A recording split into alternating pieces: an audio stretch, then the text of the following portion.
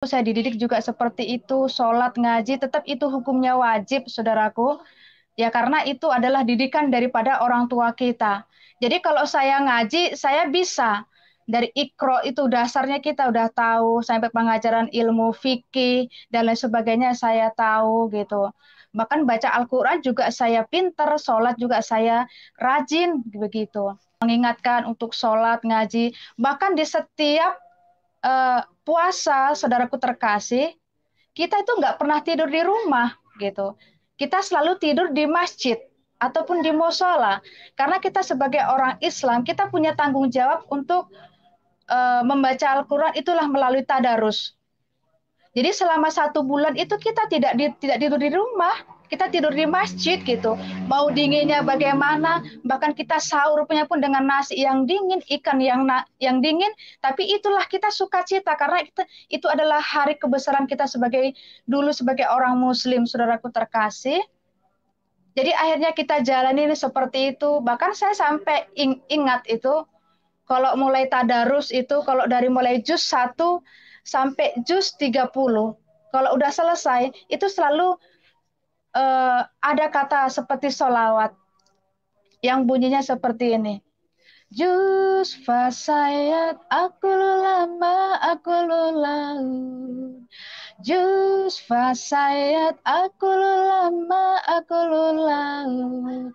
Fawaidul amri takabalahu minkum minal wa minkum takabal ya karim dan lainnya, saudaraku terkasih. Tapi jujur, sekalipun saya pinter dengan hal seperti itu, kalau ditanya apa itu artinya, saya tidak tahu.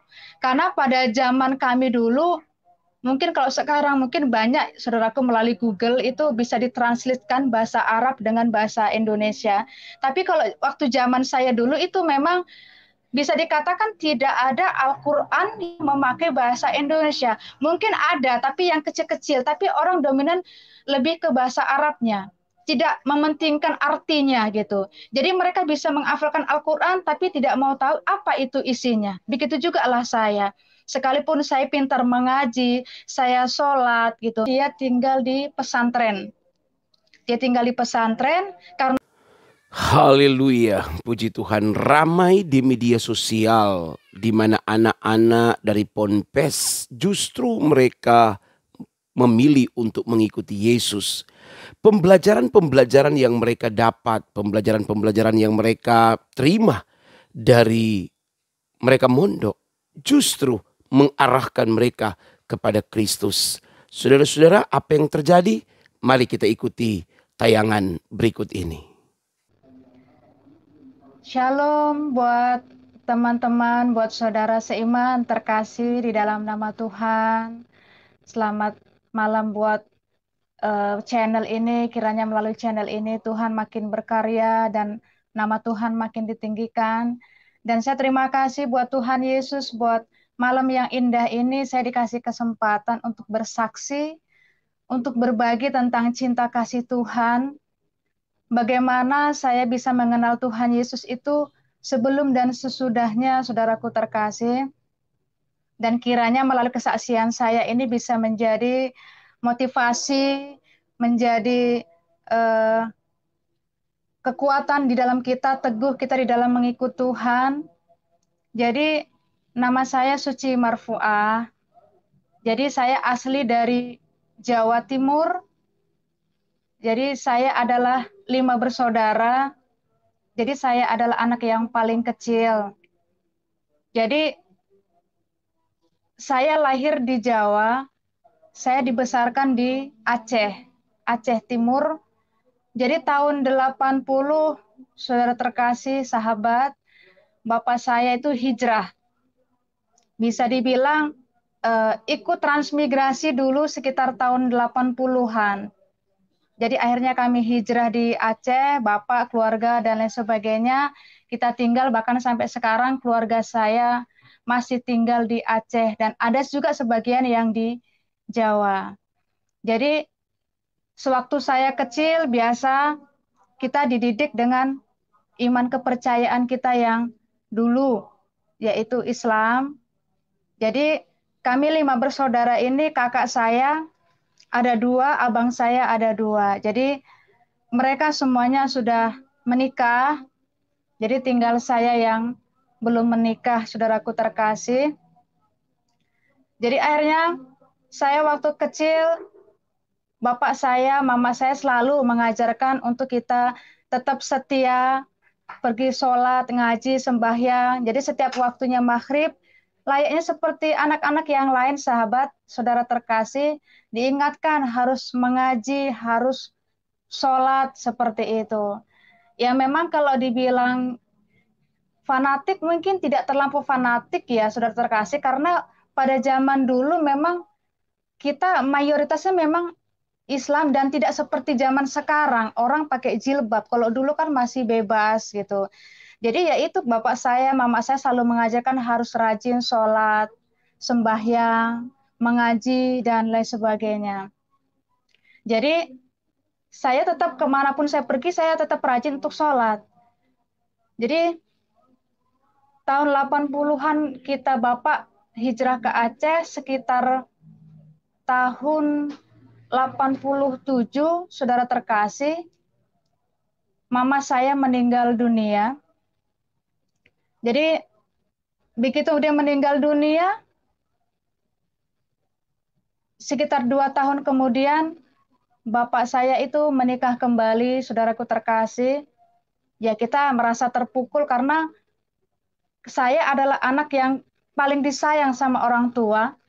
Bapak mama saya itu tidak pernah marah dengan saya. Jadi begitu mama saya meninggal dunia, saya merasa terpukul. Memang pada saat itu saya masih ingat itu masih kelas 1 SD. Jadi akhirnya 2 tahun kemudian, kurang lebih, bapak saya itu menikah. Ya, saudara terkasih, sahabat tahu kalau orang tua kita menikah ataupun kita punya ibu tiri itu sangat-sangat tidak nyaman. Kenapa? Di situ akan mulai terjadi pro dan kontra. Yang tadinya bapak kita itu sayang sama kita, jadi begitu dia menikah, saudaraku terkasih, sahabat, jadi kasih sayang itu kepada saya bisa dibilang 180 derajat itu bisa berubah. Bapak yang selama ini sayang sama saya, yang tidak pernah marah dengan saya, tapi karena pengaruh istri, akhirnya bapak saya itu gampang marah. Itulah saudara terkasih, seorang perempuan itu kalau tidak takut dengan Tuhan, ujung-ujungnya suami itu di bawah ketiak istri.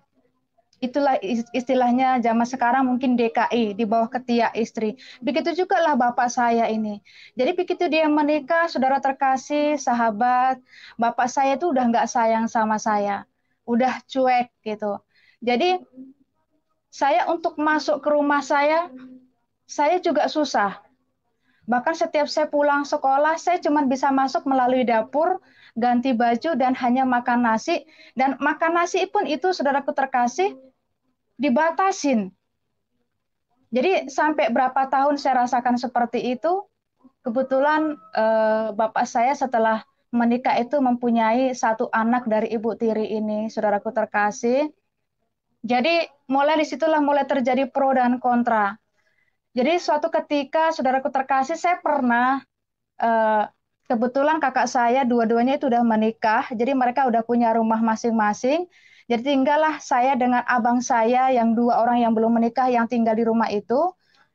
Memang saya pernah itu sekali mencuri uang abang saya itu zaman dulu itu sekitar 200 perak saya jajankan gitu.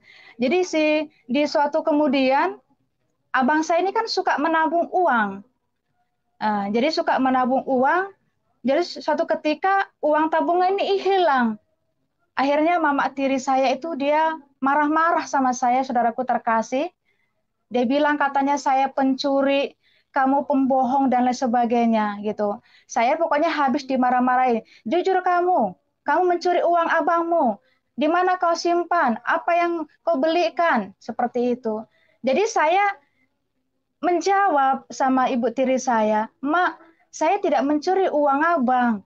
Tapi dia nggak percaya, saudara terkasih. Akhirnya karena mama ini terus marah-marah. Tidak lama kemudian bapak saya itu keluar dari dapur tanpa basa-basi, tanpa bertanya, saudaraku terkasih, bapak saya itu mengambil seperti arit ya, arit atau parang seperti itulah kurang lebihnya. Mungkin saudaraku terkasih sahabat tahu ada pohon katu ya. Pohon katu itu kalau nggak dipotong pakai pisau atau parang itu kan sulit karena dia tidak bisa patah. Jadi akhirnya bapak saya itu dari dalam keluar tanpa basa-basi, tanpa bertanya dengan saya, akhirnya dipotonglah sekitar ada 4-5 pohon katu tadi, akhirnya dipukulkanlah ke badan saya. Dipukulkanlah ke kaki saya sampai merah-merah gitu. Saya minta ampun sama bapak sampai saya menangis. Kau anak kurang ajar, nggak bisa diatur, suka mencuri. Saya bilang sama bapak saya tidak mencuri. Tapi bapak saya nggak peduli. Saudaraku terkasih, di saat saya dipukulin seperti itu pun tidak ada satupun yang membela saya. Nah, sampai akhirnya sampai sore saya nangis, saudaraku, karena di kaki saya ini udah warnanya udah merah-merah bekas pukulan cambukan dari bapak saya. Nah, jadi nggak cukup sampai di situ, saudaraku terkasih sahabat. Jam sekitar hampir setengah 7, bapak saya itu tidak puas dengan menghukum saya seperti itu. Akhirnya diambillah satu tali, itu kalau nggak salah seperti tali dadung ya. Jadi tali dadung ini panjang, diikatkanlah ke tangan saya, dalam posisi tangan saya ke belakang. Jadi akhirnya diikat itu kurang lebih ada berapa senti. Begitu saya diikatkan lagi di bawah kaki meja. Jadi waktu saya diikat itu dalam posisi kaki saya lurus. Saya udah nggak berdaya lagi, sahabat, saudaraku terkasih, karena saya udah lemas. Karena badan saya, kaki saya itu dicambuki sama bapak saya. Nah, sampai di situ saya ditaruh di ruang tengah, saya posisi diikat, gelap. Jadi posisi orang udah lagi pada sembahyang maghrib, tapi saya tidak ada ditolong, tidak ada dilepaskan, tidak bisa sholat, karena saya udah diikat. Tapi saya udah pasrah, kalau emang mati, matilah gitu. Jadi, oh, maaf saudaraku terkasih. Jadi waktu sekitar hampir jam 7, kakak saya itu datang ke rumah mama saya. Dia bertanya, "Mak, masak apa?" Itu ada di dapur. Jadi akhirnya kakak saya itu pergi ke dapur, tanpa disengaja kesenggol kaki saya. Dia bilang, "Kakak saya, ini apa?" gitu. Begitu diambil lampu, dilihatnya lah saya. Dari situlah akhirnya kakak saya menangis, dan malam itu juga lah akhirnya antara bapak dengan anak kandung itu terjadilah pro dan kontra, perang. Kenapa adik saya disiksa seperti ini dan tidak ada yang menolong? Akhirnya dari situ, saudara terkasih, mulai malam itu juga saya tidak lagi tinggal di rumah mama tiri saya. Gitu. Jadi saya tinggal di rumah kakak saya. Jadi saya sekolah juga di situ, saya dididik juga seperti itu, sholat, ngaji, tetap itu hukumnya wajib, saudaraku. Ya karena itu adalah didikan daripada orang tua kita. Jadi kalau saya ngaji, saya bisa. Dari ikro itu dasarnya kita udah tahu, sampai pengajaran ilmu fikih dan lain sebagainya saya tahu gitu. Bahkan baca Al-Quran juga saya pinter, sholat juga saya rajin begitu. Jadi dari situ akhirnya sekitar kurang lebih 3 tahun kemudian atau 4 tahun kemudian, bapak saya meninggal. Bapak saya meninggal, saudaraku terkasih, otomatis ibu tiri saya ini dia pulang ke asalnya. Dia pulang ke asalnya, jadi akhirnya saya bertiga, saya sama abang saya 2 orang itu, jadi tinggal kami di rumah kami. Dari situ tetap ya abang saya mengingatkan untuk sholat, ngaji, bahkan di setiap puasa, saudaraku terkasih, kita itu nggak pernah tidur di rumah gitu. Kita selalu tidur di masjid ataupun di musola, karena kita sebagai orang Islam kita punya tanggung jawab untuk membaca Al-Quran itulah melalui tadarus. Jadi selama 1 bulan itu kita tidak tidur di rumah, kita tidur di masjid gitu. Mau dinginnya bagaimana, bahkan kita sahur punya pun dengan nasi yang dingin, ikan yang dingin, tapi itulah kita sukacita karena itu adalah hari kebesaran kita sebagai orang muslim, saudaraku terkasih. Jadi akhirnya kita jalani seperti itu. Bahkan saya sampai ingat itu kalau mulai tadarus itu kalau dari mulai juz 1 sampai juz 30. Kalau udah selesai itu selalu ada kata seperti sholawat yang bunyinya seperti ini. Juz fasayat aku lama aku laut. Juz fasayat aku lama aku laut. Fawaidul amri taqabbalahu minkum minal wa minkum taqabbal ya karim, dan lainnya saudaraku terkasih. Tapi jujur, sekalipun saya pinter dengan hal seperti itu, kalau ditanya apa itu artinya, saya tidak tahu. Karena pada zaman kami dulu, mungkin kalau sekarang mungkin banyak saudaraku melalui Google itu bisa ditranslatekan bahasa Arab dengan bahasa Indonesia. Tapi kalau waktu zaman saya dulu itu memang bisa dikatakan tidak ada Al-Quran yang memakai bahasa Indonesia. Mungkin ada, tapi yang kecil-kecil. Tapi orang dominan lebih ke bahasa Arabnya. Tidak mementingkan artinya gitu. Jadi mereka bisa menghafalkan Al-Quran, tapi tidak mau tahu apa itu isinya. Begitu juga lah saya. Sekalipun saya pintar mengaji, saya sholat gitu. Tapi kalau ditanya artinya jujur, saya juga tidak tahu gitu. Jadi dari situ akhirnya saya tinggal sama abang saya. Akhirnya abang saya yang pertama itu dia menikah. Dan yang satu itu pindah ke Jawa. Kebetulan dia tinggal di pesantren. Dia tinggal di pesantren. Karena saya sendiri, tidak mungkin saya tinggal di rumah itu sendiri. Akhirnya saya tinggal pindah-pindah, saudaraku terkasih sahabat. Saya tinggal di rumah kakak saya yang tertua. Terkadang saya pindah lagi di tempat kakak saya yang nomor 2. Seperti itu sampai tamat kita sekolah. Ya tetap mereka selalu mengajarkan untuk sholat, ngaji, dan lain sebagainya.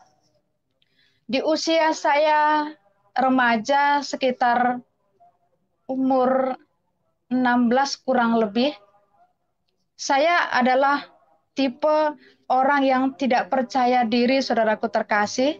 Saya adalah orang yang tidak pede. Kenapa? Saya merasa minder. Saya melihat orang itu kenapa kok bisa cantik-cantik gitu. Kenapa saya tidak cantik? Jadi akhirnya saudaraku terkasih, pada saat itu saya sudah mulai belajar saya untuk mencari uang, udah ada penghasilan dengan kerja apa yang bisa saya kerjakan. Saya ajak teman saya itu pergi ke dukun. Karena pada saat itu saudaraku terkasih, sahabat, kalau zaman dulu itu ya di tempat agama kami, kalau dibilang pergi ke dukun itu musyrik katanya. Tapi kalau boleh jujur, pada umumnya kalau kita di kampung atau dimanapun kalau kita punya masalah, itu pasti ujungnya larinya ke dukun. Mungkin kita sakit yang mungkin agak sedikit aneh, perginya ke dukun. Atau mungkin barang benda sesuatu kita yang hilang, larinya ke dukun. Bahkan kita sakit gigi pun larinya ke dukun.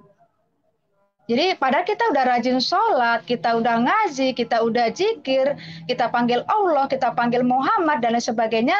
Tapi yang namanya kedukun itu tetap kedukun gitu. Jadi tidak ada larangan khusus gitu. Jadi akhirnya suatu ketika saya ajak teman saya bilang sama teman saya, yuk antar saya yuk. Kemana? Kemana Cik? Saya mau ke dukun. Ngapain? Saya mau minta ilmu lah pengasih atau pelaris biar aku percaya diri gitu. Jadi akhirnya saudaraku terkasih sahabat, saya dengan teman saya itu pergi kami berdua ke dukun. Di situ memang terkenal dukunnya, saudaraku terkasih. Jadi saya udah mempersiapkan itu 1 kilo gula putih dan kopi, dan 1 bungkus itu rokok gudang garam merah. Karena biasanya kalau di kampung saya, saudaraku terkasih, kalau orang pergi ke dukun itu selalu tidak pernah lupa 1 bungkus rokok gudang garam merah. Itu yang selalu diminta dukun. Jadi karena saya tahu dari orang-orang sekelilingnya, akhirnya saya pun yang masih usia remaja, saya pergi ke dukun, saudaraku terkasih sahabat. Jadi saya berapa kali saya pergi ke dukun ini, tapi dukun ini tidak pernah mau kasih saya gitu loh. Padahal udah saya bujuk, bagaimana supaya dia mau kasih ilmu, supaya kita cantik, pengasih, supaya ada orang suka sama kita gitu. Tapi akhirnya apalah kata dukun itu sama saya? Dia pakai bahasa Jawa, dia bilang, boten usah nduk, katanya gitu. Itu bahasa bahasa Indonesianya, tidak usah nak, seperti itu. Jadi karena dukun ini tidak mau ngasih sama saya, saudaraku terkasih, akhirnya saya menyerah. Nah, di situ akhirnya saya menyerah, saya tidak mau lagi pergi ke dukun. Tapi kalau boleh jujur, saudaraku, sebenarnya waktu saya di kampung juga ada beberapa cowok yang suka sama saya. Ada salah satunya ada polisi juga, ada tentara juga, iya, ada apa namanya manajer juga ada, orang yang tani juga ada gitu. Tapi karena saya seperti merasa saya kurang suka gitu. Jadi akhirnya dari situ saya mulai remaja, saya keluar dari kehidupan keluarga saya pindah ke rumah om saya yang kebetulan dia adalah seorang polisi, nggak jauh dari rumah saya. Jadi kebetulan om saya ini juga dia membuka restoran besar. Jadi di situ saya membantu-bantu, jadi saya dikasihlah bulanan. Tapi dari situ saudaraku, biarpun saya punya bulanan, saya nggak punya tanggungan apa-apa. Jadi setiap saudara saya, abang saya, kakak saya, umpamanya dia datang ke tempat saya, Dek, minta uang lah, pinjem uang lah. Itu selalu saya kasih. Karena saya merasa kebutuhan saya belum terlampau banyak. Jadi dari situ akhirnya, saudaraku terkasih, saya pernah kenal dengan seorang laki-laki. Saya tidak tahu kenapa tiba-tiba saya bisa suka sama dia gitu. Padahal kalau saya lihat dari segi usia itu kami sangat jaraknya itu jauh gitu. Dan saya juga merasa dia itu pasti udah punya istri gitu. Tapi entah kenapa jadi saya bisa suka sama dia gitu. Nah, akhirnya kita jadi bisa kita bilang kita pacaran. Cuman ya di situ jujur saya tetap waspada. Saya memikir setiap saya tanya, "Mas sudah menikah ya?" Dia selalu jawabnya, "Belum." gitu. Jadi dia seorang manajer, memang orang di situ terkenal gitu. Orangnya baik, sosial. Jadi suatu ketika saya dibawa ke mesnya atau base campnya. Nah, dari situ kalau kita masuk ke mesnya itu, saudaraku terkasih, masuk ke ruang tamu dia aja, itu nggak bisa sembarangan gitu. Apalagi masuk ke kamarnya gitu. Jadi kalau orang tidur di mesnya itu ataupun di kamarnya, dia sudah otomatis diganggu. Dia berbentuk hitam, jelek, indekumel, tinggi, besar. Mungkin kalau bahasa apanya mungkin genderuwo. Jadi itulah yang menjaga kamar itu. Tapi kalau saya yang masuk ke kamar itu ataupun masuk ke ruangan tengah, itu saya tidak diapa-apakan. Tapi setiap siapapun masuk ke mesnya itu pasti diganggu gitu.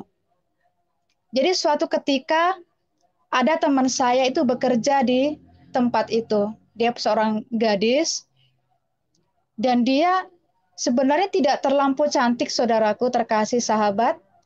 Dia biasa-biasa aja, tapi saya lihat dia kok sepertinya banyak yang suka sama dia gitu. Setiap orang ketemu sama dia naksir gitu. Akhirnya saya tanya, "Mbak, kenapa sih kok banyak sekali yang suka sama Mbak?" Saya bilang seperti itu. "Apa sih rahasianya?" Tapi dia hanya hanya dengan membalas tersenyum, saudaraku terkasih sahabat.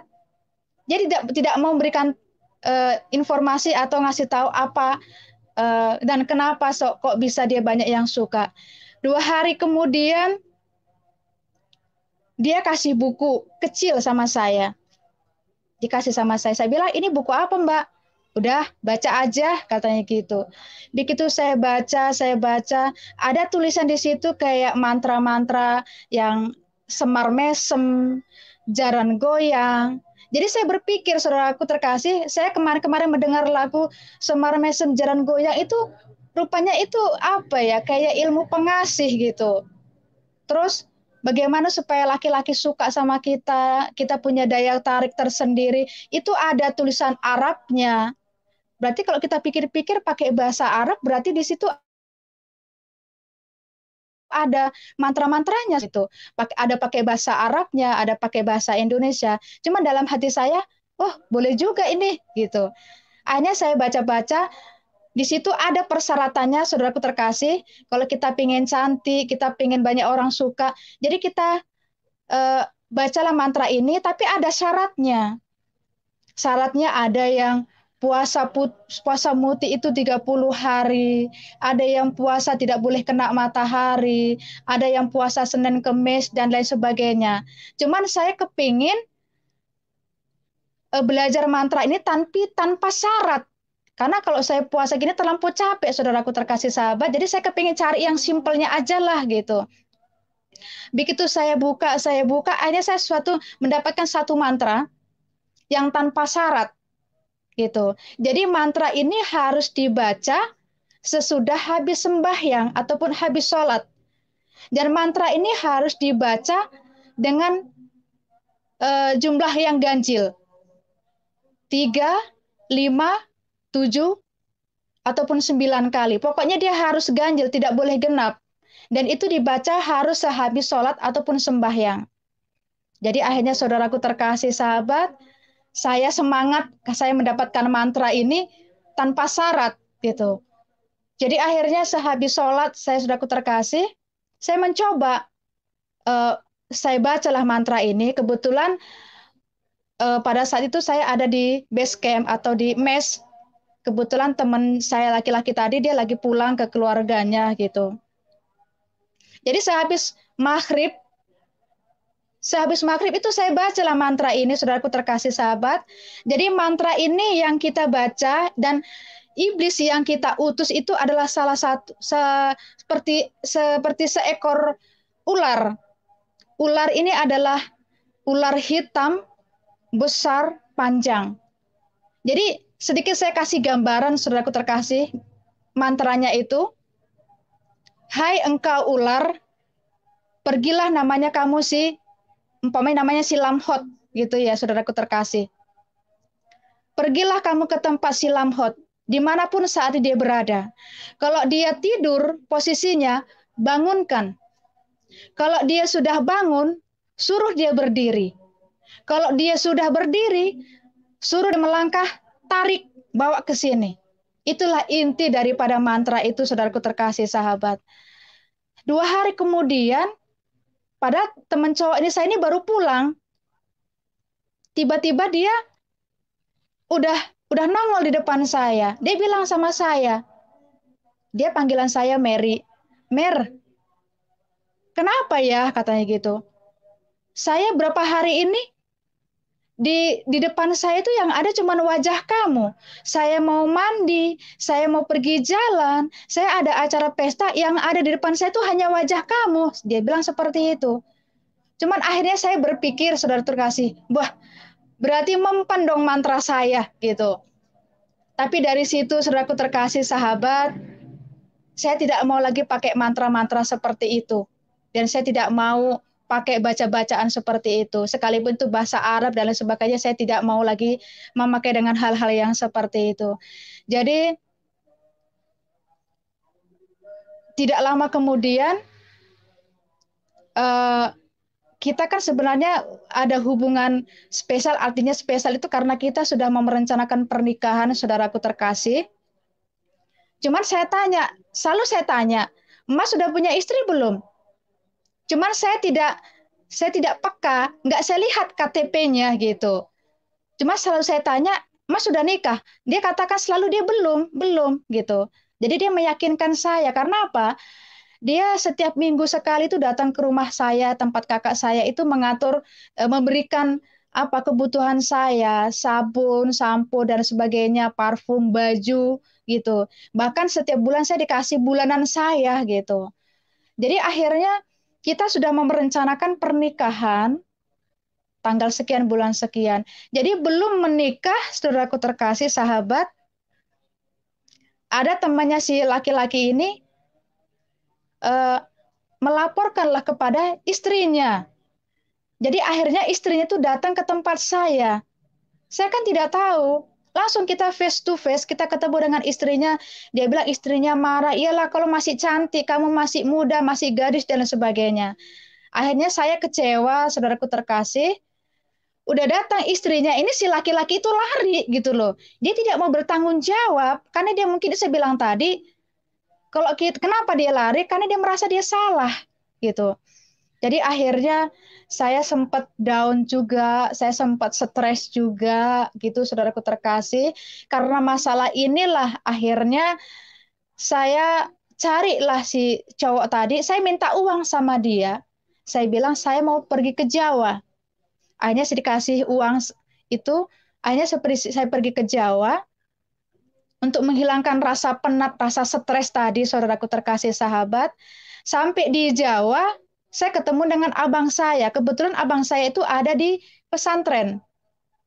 Jadi ada di pesantren karena lingkungan kami di Jawa itu, saudaraku terkasih, lingkungan pesantren yang sangat-sangat fanatik gitu.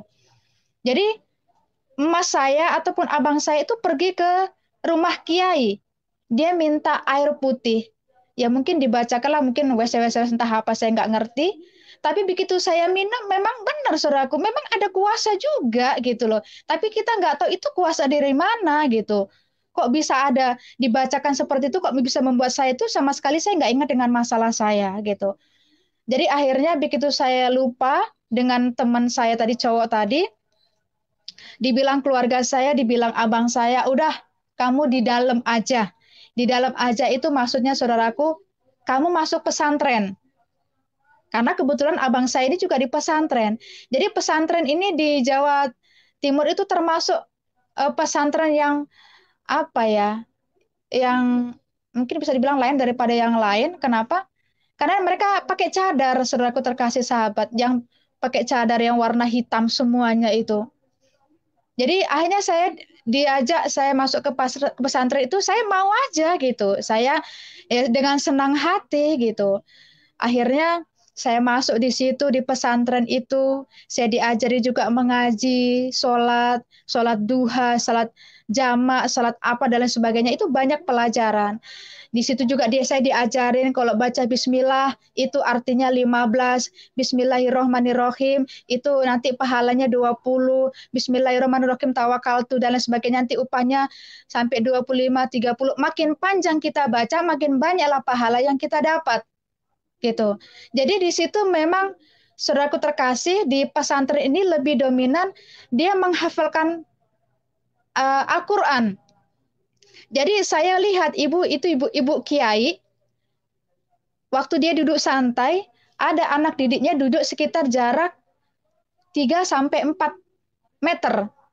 Jadi siswanya ini lagi ngaji, kiai ibu nyai ini bisa tahu saudaraku terkasih, mana yang kurang sukun, mana yang kurang tajwid, mana yang kurang nun, mana yang kurang ain, dia tahu gitu. Dalam hati saya salut juga ya. Juz 1 sampai 30 itu dia bisa hafal gitu.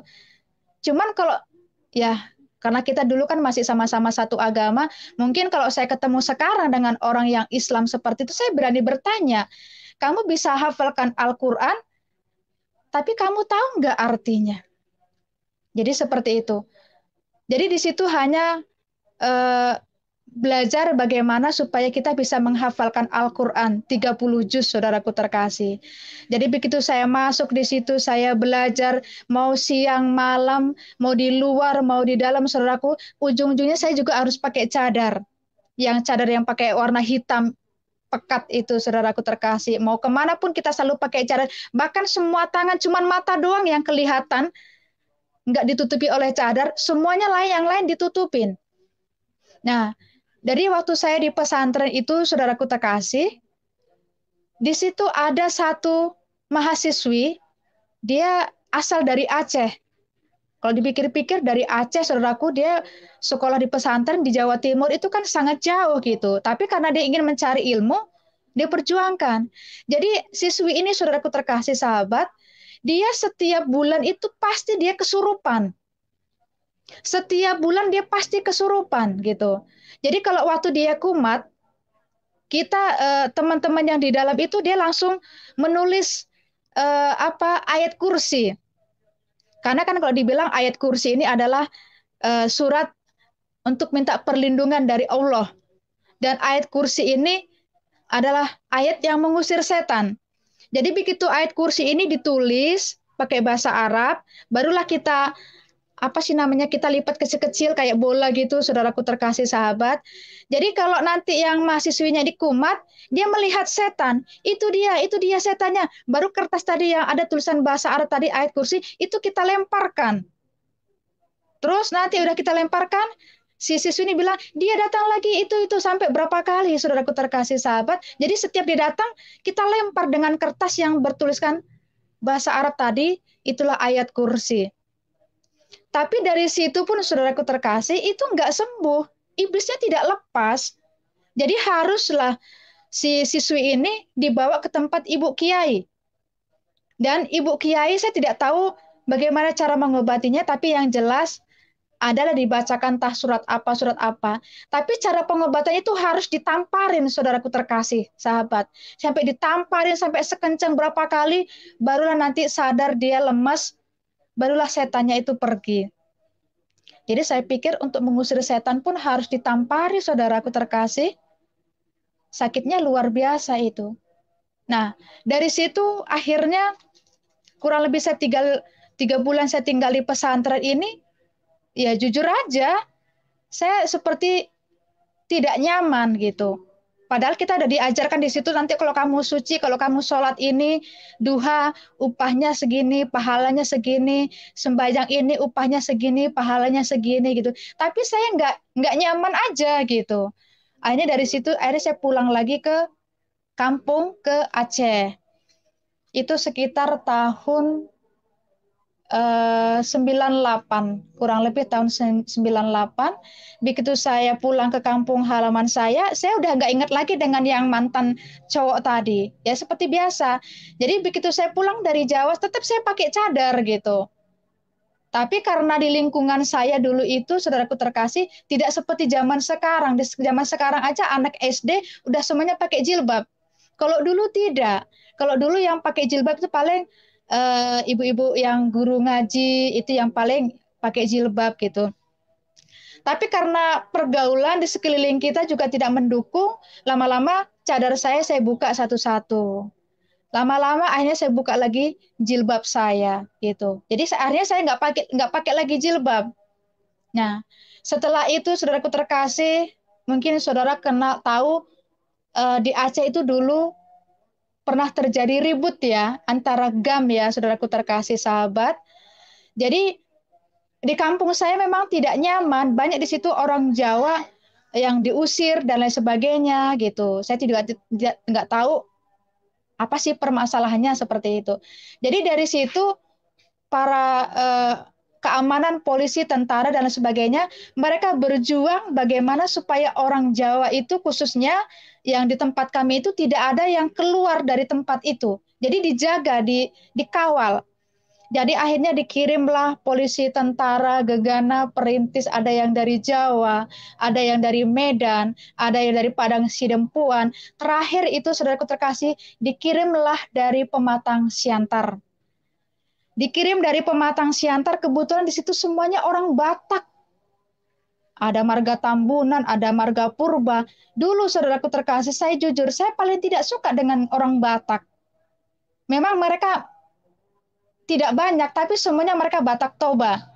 Ya, jadi di situ akhirnya saya ketemu dengan orang Batak gitu. Jadi di situ akhirnya saya tinggal di rumah OOM saya. Kebetulan OOM saya ini kan juga seorang polisi. Jadi biasa polisi-polisi itu kan suka datang makan di tempat OOM saya gitu. Jadi saya kenal salah satu polisi di situ. Akhirnya kita biasa kita ngobrol, sharing-sharing gitu. Tapi memang ya, seiring berjalannya waktu kita bisa dibilang pacaran iya, tidak juga iya gitu. Tapi kita tetap mengalir gitu. Jadi ada suatu ketika ada cowok itu polisi juga dari Sibolga, dia orang Jawa, dia suka sama saya. Tapi karena saya nggak suka sama dia bilang begini sama saya, Suci, kok kamu mau sama si ini katanya? Emang kenapa? Dia itu kan agamanya Kristen. Masa sih? Iya, itu agamanya Kristen. Jadi saya mulai berpikir, saudaraku, nggak mungkin dong saya itu berteman dengan orang Kristen, karena yang saya tahu orang Kristen itu adalah orang kafir, orang yang tidak punya agama, apalagi makanannya daging babi, saudaraku terkasih. Jadi saya tidak mau, saya ya intinya saya tidak suka, nggak mungkin saya berteman dengan orang Kristen. Saya tanya, abang agamanya Kristen ya? Enggak, katanya gitu. Jadi setiap saya tanya dijawabnya enggak, seperti itu. Tapi karena saya makin lama saya makin tahu dia memang benar-benar Kristen, setiap kali dia datang ke tempat om saya pergi. Setiap dia datang, saya pergi. Sampai berapa kali gitu. Akhirnya suatu ketika si cowok ini dia jumpain saya, dia marah sama saya. Kenapa saya datang, kamu pergi? Gitu. Akhirnya ya kita terbuka, saudaraku, terkasih. Ya saya bilang, ya nggak mungkin kita dilanjutkan pertemanan. Saya nggak mau berteman dengan orang Kristen. Karena yang saya tahu di ajaran saya kalau orang Kristen itu adalah orang kafir gitu. Orang yang tidak punya agama gitu. Apalagi daging babi. Kita orang Islam tidak bisa makan daging babi gitu. Akhirnya si cowok ini sempat mengancam saya, saudaraku terkasih. Akhirnya berantem kita, dia sempat mau bunuh diri. Jadi waktu dia tugas di Aceh, padahal dia orang Kristen, saudaraku terkasih, dia membawa satu benda itu keris. Keris itu dia warna putih. Cuman dia bilang sama saya, keris ini adalah ilmu putih. Memang kalau dulu saya saudaraku terkasih, kalau waktu saya masih di agama seberang, agama Islam, memang dibilang katanya ada istilah ilmu hitam dan ilmu putih. Tapi begitu saya mengenal Yesus, di luar Yesus itu semuanya hitam. Itu yang menurut iman saya, mungkin kalau yang lain saya tidak tahu gitu. Jadi akhirnya karena dia sempat mau bunuh diri pakai keris itu, saudaraku, sampai saya menangis, saya sembah sujud karena dia nekat dia mau bunuh diri gitu. Akhirnya kita bikin kesepakatan. Akhirnya kita rembukan, saudaraku, dengan si cowok ini. Akhirnya si cowok ini bilang sama saya, kalau nggak begini saja, biarlah saya yang masuk Islam, kata si cowok ini. Akhirnya karena dia mau masuk Islam, udah kita jalan kembali, saudaraku terkasih. Akhirnya begitu kita jalan kurang lebih itu hampir 1 tahun kita pacaran. Sekitar tahun 99, masa tugas dia selesai. Dia harus pulang ke Pematang Siantar. Jadi sebelum dia pulang ke Pematang Siantar, dia eh, meninggalkan 2 alamat. Meninggalkan 2 alamat, satu alamat rumah dia dan satu alamat orang tua dia. Saya termasuk orang yang kuper, saudaraku terkasih sahabat. Kenapa? Saya tidak pernah pergi kemana-mana. Saya tidak pernah pisah dengan keluarga. Apapun keadaan keluarga, disitulah kami kumpul. Makanya ada istilah orang Jawa, mangan orang mangan ngumpul. Seperti itu. Jadi entah kenapa begitu dia pulang ke Pematang Siantar, seperti ada gerakan saya harus melangkah ke Pematang Siantar. Padahal saudaraku terkasih, saya Medan aja saya tidak tahu, apalagi Pematang Siantar gitu. Tapi ya itulah, gerakan itu seperti ada gitu. Akhirnya saya memberanikan diri, saya melangkah ke Medan. Ya itu jujur saya tidak permisi sama kakak saya, abang saya. Kenapa? Kalau saya permisi dengan abang saya, udah otomatis saya tidak diizinkan. Akhirnya saya pergi, cuman membawa pakaian satu setel, sama dompet, terus saya pakai jilbab. Itu jilbab kesayangan saya. Jadi kalau kemana-mana saya selalu pakai jilbab gitu. Jadi akhirnya saya sampailah di Pematang Siantar. Yaitu pun perjalanan saudaraku terkasih enggak mulus. Kenapa? Karena kita enggak tahu Siantar itu mana, Medan itu enggak kemana gitu. Tapi jalan Tuhan, ada aja Tuhan utus untuk menolong saya, orang yang baik sekalipun kita enggak kenal gitu. Kita dikasih tumpangan dan lain sebagainya. Akhirnya saya ingat dulu pesan si cowok ini, dia bilang begini, Dek, nanti kalau sampai di Pematang Siantar, cari aja nama abang, orang pasti tahu. Jadi akhirnya saya pergi ke Pematang Siantar, saya ketemulah akhirnya dengan cowok saya ini. Akhirnya saya dibawa ke rumah dia, saya mau diantar ke rumah bapaknya gitu, bapak ataupun orang tuanya.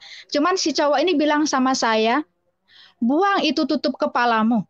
Maksudnya jilbab saya ini disuruh buang, saudaraku. Dia tidak mau ngomong jilbab, tapi buanglah tutup kepalamu. Nggak mungkin dong saya buang jilbab saya. Akhirnya saya lipat, saya simpan. Nah, dari situlah akhirnya eh, saya dibawa ke tempat orang tuanya. Rumahnya sebenarnya termasuk besar, cuman saya dibawa ke suatu ruangan yang agak kecil, ada kursi, dan di tengah itu ada 2 daun pintu yang lebar, besar, tinggi. Jadi bapak saya ini dia senang kenapa saya itu basicnya dari Muslim gitu. Nah, setelah kita sharing sedikit banyak ya, saya belum mengerti tentang Yesus, saya nggak mengerti gitu. Jadi akhirnya dia tanya sama saya, Suci, ya Pak, kalau di Islam itu ada kan sembahyang Isa? Ada Pak. Itulah yang kami sembah, Isa alaihi salam. Sembahyang Isa itu kan adalah sembahyang yang terakhir kan? Iya Pak. Ya itulah yang kami sembah. Itu adalah yang awal dan yang akhir. Itu kata bapak saya atau bapak calon mertua saya. Cuman karena saya nggak begitu mudeng, saya nggak begitu ngeh ya, cuma sekedar ya aja. Jadi singkat cerita, waktu kami ngobrol, 2 daun pintu yang lebar besar tinggi tadi saudaraku terkasih sahabat itu dibuka. Begitu dibuka, rupanya di belakang itu luas, banyak kursi gitu. Nggak taunya itu adalah gereja, saudaraku terkasih. Jadi rupanya si cowok tadi adalah anak pendeta. Mereka adalah aliran Pentakosta. Jadi dulu waktu kami masih sama-sama di Aceh, memang si cowok ini pernah bilang sama saya, dulu bapak saya katanya gitu, sebelum saya jadi polisi, bapak saya itu ngomong dulu sama Tuhan katanya gitu. Dia tanya sama Tuhan, Tuhan, boleh nggak anak saya jadi polisi? Kata Tuhan, boleh katanya. Makanya jadilah saya polisi. Cuman dalam hati saya kok hebat banget sih orang Kristen masa bisa ngomong sama Tuhan, bisa bicara sama Tuhan, emangnya siapa dia gitu. Cuman saya diem aja gitu, karena nanti kalau saya sampaikan sama cowok ini, kita akhirnya jadi berantem gitu. Jadi akhirnya saya tinggal di situ, saya juga diajarin bagaimana pelayanan, saya diajak kunjungan ke gereja, saya diajak kunjungan ke tempat jemaat-jemaat, dan disitulah pertama kali saudaraku terkasih saya melihat 1 ekor babi. Jadi kalau di Pematang Siantar itu saudaraku, babi itu seperti kucing. Kita lagi ngobrol pun di ruang tamu tuh babi tuh lewat sana, lewat sini, lewat sana, lewat sini. Kalau di kampung saya kan babi itu kan dikejar-kejar. Jadi babi itu jaraknya kita jauh sampai mungkin 50 meter atau mungkin 20 meter. Tapi kalau di Pematang Siantar itu babi itu kayak kucing, kayak ayam, keluar masuk rumah. Jadi saya agak, oh kayak gini rupanya bentuk babi itu ya gitu. Dari situ akhirnya saudaraku terkasih, saya tinggal di rumah kakak ipar dia. Pada hari Minggu, saya diajak ke gereja. Ayo dek kita ke gereja, kata kakak iparnya. Jadi saya dikasihlah uang itu, gopek-gopek itu, koin ada 3. Saya tanya, ini untuk apa kak? Untuk kolekte, katanya gitu. Apa itu kolekte? Untuk durung-durung. Apa durung-durung? Untuk persembahan. Apa itu persembahan? Ah, nanti di sana ada dimintain uang, katanya gitu. Karena saya nggak ngerti apa itu durung-durung, apa itu kolekte gitu. Jadi akhirnya begitu saya masuk ke gereja, jadi saya berpikir kesepakatan saya tadi dengan cowok tadi, dia yang masuk Islam, kenapa jadi saya yang masuk Kristen gitu. Tapi dari situ akhirnya saya jalanin aja lah dulu gitu. Begitu saya masuk ke gereja, mereka sedang memuji Tuhan, lagi sedang menyembah Tuhan, saudaraku terkasih. Lagu yang pertama saya dengar itu adalah lagunya Sini Kita, Kasih dari Sorga. Itulah yang pertama kali saya dengar. Di situ saya tersentuh gitu. Saya merasakan suatu hal yang damai. Saya merasakan sukacita gitu, yang selama ini nggak saya rasakan. Jadi saya menikmati ibadah itu sekalipun saya tidak mengerti. Terus lagu yang kedua itu yang saya dengar, itu lagunya seperti ini. Setia-setialah Setialah sampai mati, seperti Tuhan Yesus. Setialah sampai mati, apakah balasanmu untuk kasih setianya?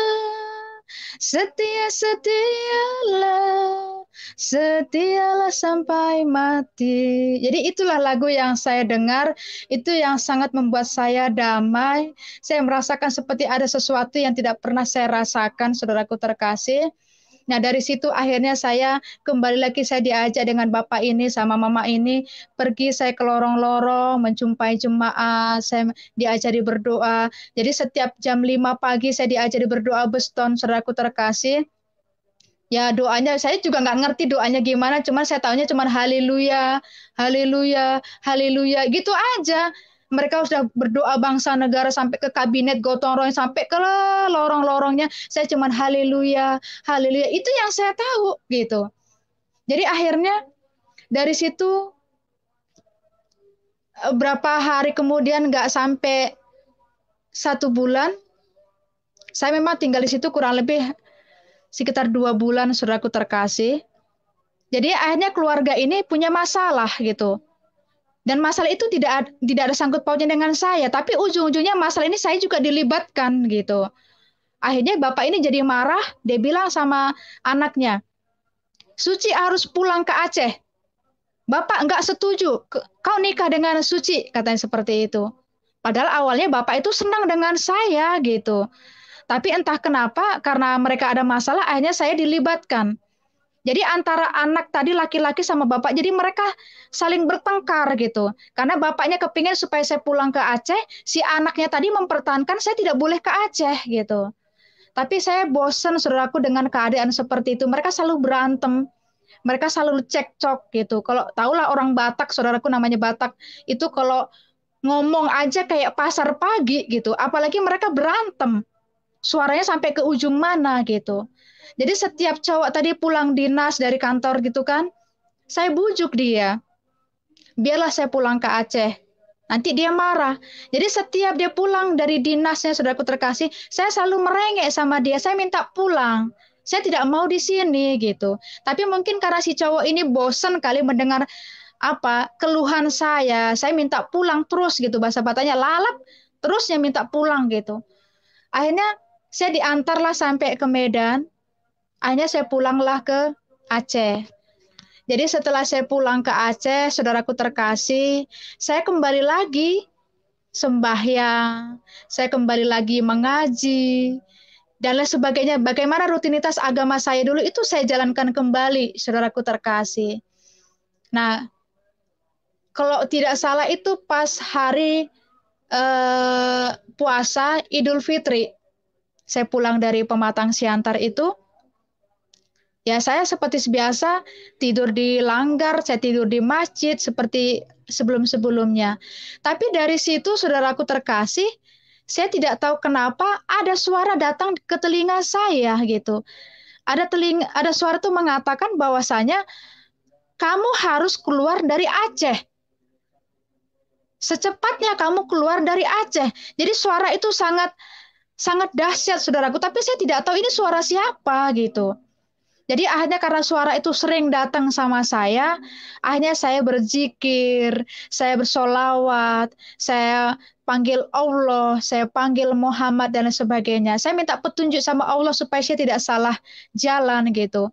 Tapi karena suara ini terus datang sama kamu harus keluar dari Aceh. Itulah akhirnya dari situ akhirnya saya makin perbanyak zikir saya, karena saya waktu pulang dari pesantren itu, saudaraku terkasih, saya ada baju yang dari pesantren itu yang kayak jubah itu ada beberapa pasang. Bahkan tasbih ya itu ada. Jadi itu yang selalu saya pakai gitu.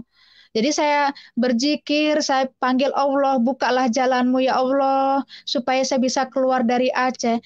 Jadi saya berdoa itu kurang lebih 2 bulan, tapi tidak ada jawaban gitu.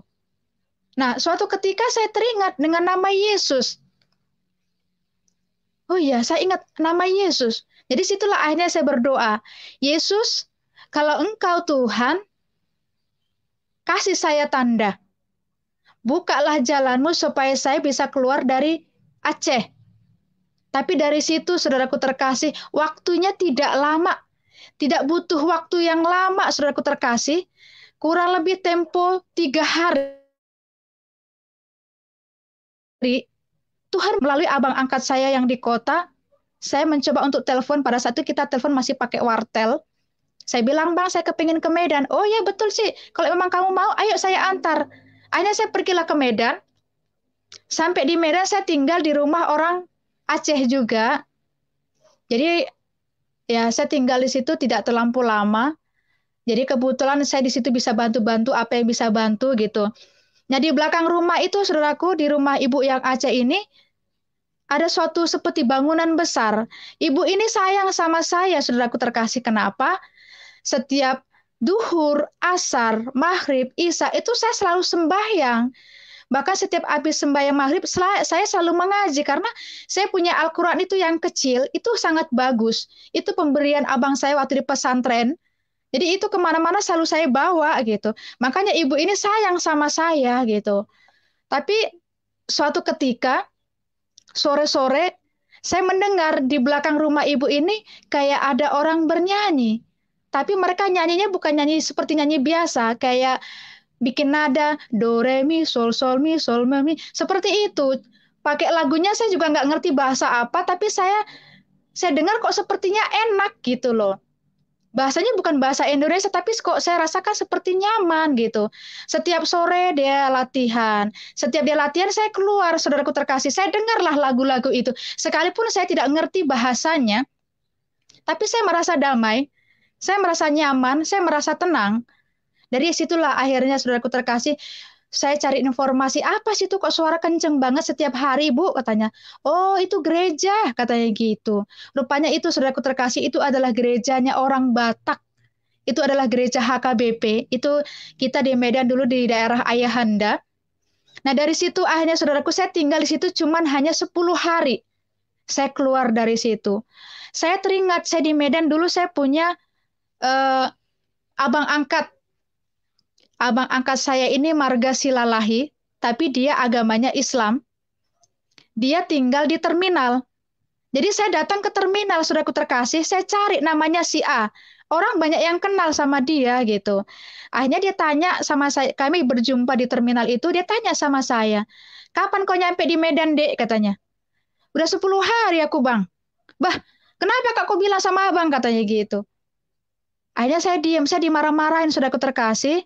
Akhirnya saat sore itu juga, saya diantarlah ke rumah orang tuanya. Jadi si Lalahi ini dia menikah sama Boru Pandiangan. Mereka Islam. Akhirnya mereka bercerai.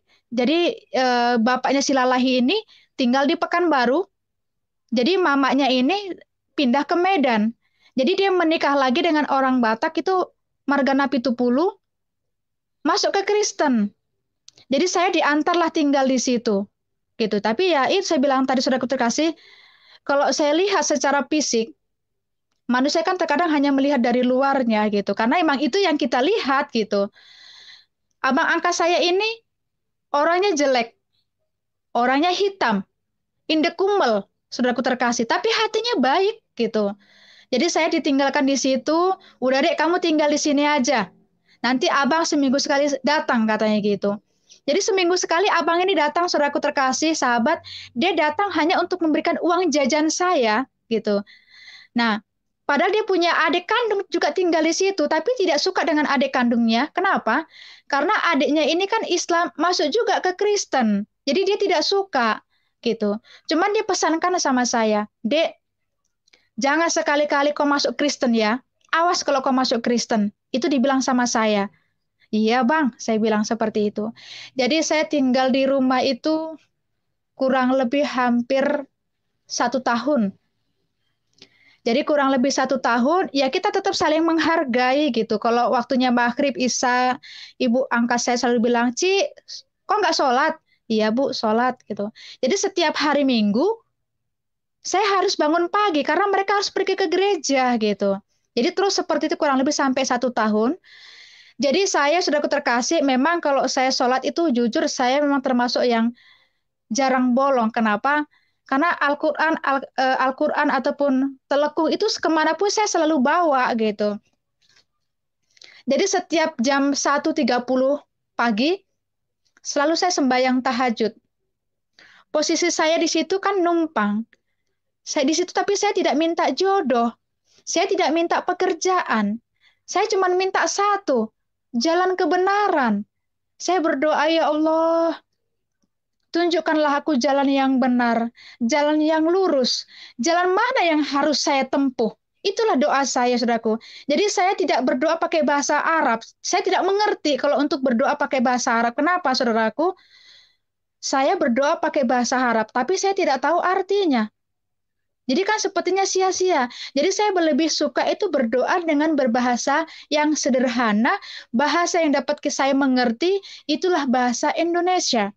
Jadi saya berdoa dengan bahasa Indonesia, saya bilang sama Allah, tunjukkanlah aku jalan yang lurus, jalan yang benar, jalan mana yang harus saya tempuh. Jadi dari situlah akhirnya saudaraku terkasih, suara itu selalu datang sama saya gitu. Jadi setiap bapak pergi kerja, mama saya juga pergi kerja, suara tadi mengajari saya gitu. Disuruhnya saya buka Alkitab. Buka itu Alkitab, katanya gitu. Saya buka Alkitab itu, saudaraku terkasih. Jadi setiap hari, setiap nggak ada bapak, nggak ada mama, nggak ada yang lain, suara itu datang sama saya mengatakan, buka Alkitab. Jadi akhirnya lah makin hari saya bacalah Alkitab ini, dari mulai Kejadian, satu pasal, nanti saya pindah lagi ke Matius, satu pasal. Jadi seperti itu, saudaraku terkasih, tidak berurut saya, cuman dari Kejadian satu pasal, dari Matius saya baca satu pasal seperti itu. Tapi di situ saya mulai tertarik. Kenapa? Karena Alkitabnya orang Kristen itu terarah, berurutan gitu. Dari mulai pencipta langit dan bumi sampai penutupnya bumi ini sudah dituliskan di Wahyu. Jadi saya merasa seperti itu kayak senang gitu. Dan saya juga baru tahu, saudaraku terkasih, kalau di Islam kan yang diajarkan dulu sama saya, kalau anak yang disembelih Nabi Ibrahim ataupun Bapak Abraham, kalau di Islam itu diajarkan yang disembelih itu adalah Ismail gitu. Jadi saya khususnya ataupun mungkin orang yang lain sudah terkasih menganggapnya bahwasannya yang anak yang dipersembahkan Nabi Ibrahim itu adalah Ismail gitu. Jadi itu sangat tertanam gitu di dalam pengajaran kami, dalam otak kami, dalam pikiran kami, dalam memori kami yang dipersembahkan itu adalah Ismail. Tapi begitu saya baca Kejadian, barulah saya tahu bahwasanya yang dipersembahkan Bapak Abraham ataupun Nabi Ibrahim itu adalah anaknya Isa. Karena Isa itu adalah istri pertama. Jadi sama seperti suatu pernikahan, kalau laki-laki menikah dengan istri yang pertama, ataupun sampai dia nikah yang kedua, tetap yang sah itu adalah istri yang pertama. Jadi begitu juga lah si Isa ini, saya baru tahu bahwasanya dia adalah anaknya Siti Sarah, istri yang sah. Kalau Ismail ini adalah anak dari Siti Hajar, anaknya pembantu, gitu loh. Kalau mungkin bahasa-bahasa aslinya mungkin pangurupi ya, sama dengan pembantu, saudaraku terkasih. Jadi saya baru mengerti gitu. Tapi itulah, saudaraku terkasih, saya mengerti tentang pengajaran Yesus itu bukan ada orang yang melayani. Oh suci, Yesus itu begini, Yesus itu dia mati di kayu salib, dia menebus dosa. Tidak ada, saya nggak mengerti. Cuman saya ingat bapak saya bilang, kalau itulah yang saya sembah, Isa alaihi salam. Karena itu adalah sembahyang yang terakhir, itulah yang awal dan yang akhir, itulah Yesus, penutup Alfa dan Omega gitu. Dari situlah akhirnya saudaraku, saya makin sedikit banyak mulai memahami tentang Alkitab. Tapi dari situ saudaraku kembali, memang saya tidak tahu ini entah mungkin suara Tuhan berbicara sama saya. Hampir 1 tahun kemudian ada gerakan saya harus melangkah ke gereja. Bapak mama saya itu mereka kebetulan bergereja di Pentakosta juga. Jadi mereka udah pergi ke gereja dan jadi saya pun ingin juga pergi ke gereja melangkah. Padahal saya tidak diajak, tapi gerakan tadi saya harus melangkah ke gereja gitu. Tapi sebelum saya melangkah ke gereja, saya lihat kanan kiri, saudaraku terkasih. Kenapa? Saya takut nanti dilihat teman-teman saya, karena memang teman-teman saya itu mayoritasnya memang Muslim, tidak ada yang Kristen gitu. Jadi saya curi-curi gitu. Begitu akhirnya di gereja itu sudah mulai ibadah, saya udah datangnya duduknya tuh posisinya paling belakang gitu. Kita dengar juga khotbahnya, tapi jujur disampaikan pun khotbahnya saya masih belum mudeng, saya masih belum mengerti gitu. Jadi akhirnya saya masuk ke gereja itu, saya dengar khotbah dan lain sebagainya. Terakhir, saudaraku terkasih, yang membuat saya kaget, pendeta itu dari mimbar pakai loudspeaker, tiba-tiba dia mengundang, dia bicara begini, saya undang saudara suci maju ke depan untuk berdoa syafaat. Padahal saya belum Kristen. Cuman saya digerakkan Tuhan, saya untuk melangkah ke gereja. Tiba-tiba pendeta ini mengundang saya untuk ke mimbar untuk berdoa syafaat. Saya nggak mengerti, jujur saudaraku terkasih, saya tidak mengerti doanya orang Kristen. Memang saya akui orang Kristen tuh berdoa itu pintar. Tep, tep, tep, tep, tep. Bangsa, negara, kabinet, gotong royong, sampai RT, RW, sampai ke lorong-lorong saudaraku terkasih. Itu semuanya didoakan gitu. Dan saya nggak pinter. Tapi karena saya memang pernah sebelumnya ke gereja, gimana cara doanya orang Kristen, ya itulah saya hanya doa hanya sebentar. Halo. Karena ya Pak. Oke, lanjut Mbak. Tadi sempat terputus. Iya. Dari situlah saudaraku terkasih, saya masuk ke gereja, pendeta saya ini mengundang saya untuk maju ke mimbar untuk berdoa syafaat. Saya dalam keadaan keringat yang dingin, saya ketakutan, saya gemeter. Bagaimana saya cara berdoa? Tapi karena pendeta ini sudah mengundang saya untuk berdoa, ya terpaksa saya berdoa. Entah apapun doanya yang saya doakan. Tapi mungkin karena merasa pendeta ini nggak puas, akhirnya dia berdoa kembali, saudaraku terkasih. Tapi dari situ akhirnya saya pulang, saya disalam sama bapak angkat saya dengan ibu angkat saya, disalam. Selamat ya, kamu mau juga akhirnya ke gereja, dia bilang seperti itu.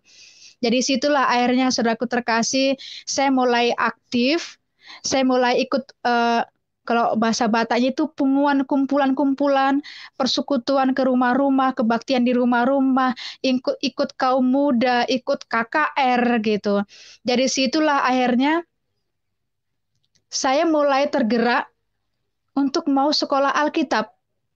Tapi saya tidak mau sekolah Alkitab itu yang seperti orang-orang sampai bertahun-tahun. Saya tidak mau seperti itu. Tapi saya mau sekolah Alkitab itu hanya sekedar perbandingan antara Al-Quran dengan Alkitab. Itu yang mau saya pelajarin gitu. Biar saya makin mengerti antara Islam dengan Kristen itu bagaimana, saudaraku terkasih sahabat. Jadi dari situlah akhirnya saya mulai aktif. Suatu ketika saya ketemu dengan seorang hamba Tuhan yang mengakunya dia adalah basicnya juga dari Muslim.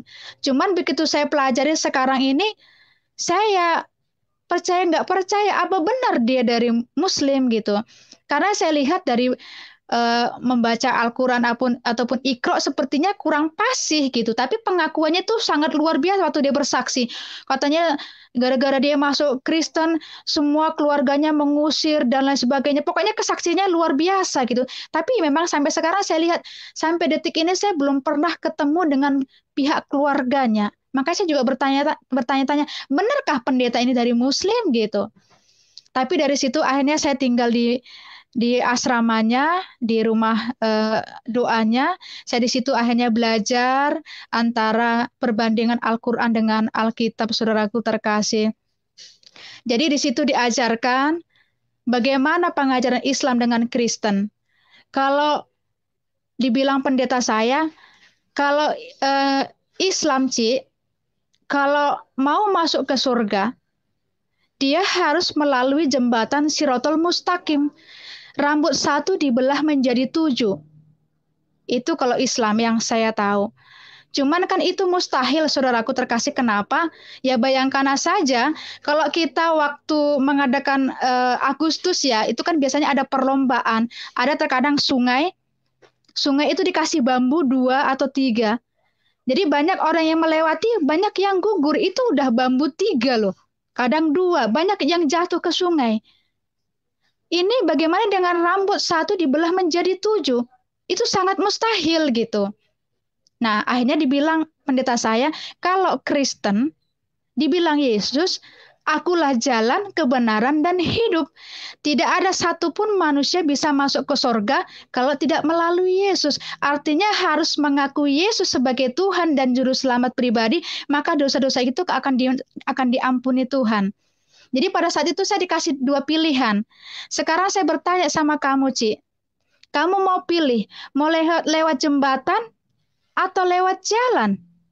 Kalau jembatan, ya itulah rambut satu dibelah 7. Kalau jalan, itulah melalui Yesus. Maka dia bilang, aku jalan kebenaran dan hidup.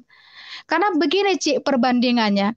Nggak usah banyak-banyak jarak waktu. Dalam 1 minggu, contoh. Kita itu lebih banyak melakukan dosa atau amal? Saya jawab, pasti dosa, Pak. Nah, berarti kalau manusia lebih cenderung melakukan dosa, berarti tidak ada satupun manusia yang layak masuk ke surga. Itu kata pendeta saya. Saya pikir-pikir iya juga ya. Lebih enak lewat jalan atau lewat jembatan. Kalau jembatan nanti putus kemana? Nggak bisa. Tapi kalau jalan udah pasti lurus. Karena dibilang Yesus, aku adalah jalan kebenaran dan hidup. Kalau saya pikir-pikir, iya masuk akal juga ya. Gak usahlah 1 bulan 1 minggu. Lebih banyak dosa yang kita lakukan. Jujur saudaraku, lebih banyak dosa daripada amal kebaikan yang kita lakukan kepada orang-orang. Jadi dari situlah akhirnya saya mulai makin mengerti tentang pengajaran Yesus. Bahkan saya juga diajari masalah hal namanya perkawinan pernikahan. Kalau di Islam, itu boleh menikah lebih daripada 1. Dengan 1 syarat, harus adil. Tapi kan manusia ini, saudaraku terkasih, tidak ada manusia ini yang adil. Sekalipun dibilang mungkin sama istri tuanya, cintamu sama istri tua 50%, istri muda 50%. Berarti kan genap dong 100%. Oke, adil. Kita tanya dari hati seorang perempuan atau istri tua, kita tanya dari hati ke hati, maunya kamu dimadu? Apakah kamu mau suami mempunyai istri lagi? Kalau ditanya dari hati yang paling kecil, perempuan mana yang mau dimadu? Tidak ada, saudaraku terkasih. Sekalipun dikasih uang 5 juta sama istri tua, sama istri muda 5 juta, itu adil secara materi. Tapi dalam hati itu sudah nggak adil. Kenapa? Kalau boleh jujur, istri itu pasti nggak terima dong. Sedangkan saya sendiri, saudaraku terkasih, saya punya pacar. Saya masih hanya mendengar aja, contoh dia mungkin berboncengan dengan perempuan lain. Saya di situ aja saya sudah sakit hati, saya sudah marah, udah bisa berantem terus gitu. Apalagi ini saya udah menikah, sudah ada ikatan sebagai suami istri, bisa-bisanya dia menikah dengan perempuan lain. Otomatis saya tidak mau gitu. Terus diajarkan lagi dibandingkan dengan agama Kristen. Kalau Kristen itu menikah 1 seumur hidup.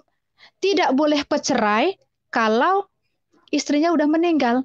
Boleh, artinya boleh menikah kembali dengan 1 syarat kalau istri tuanya sudah meninggal.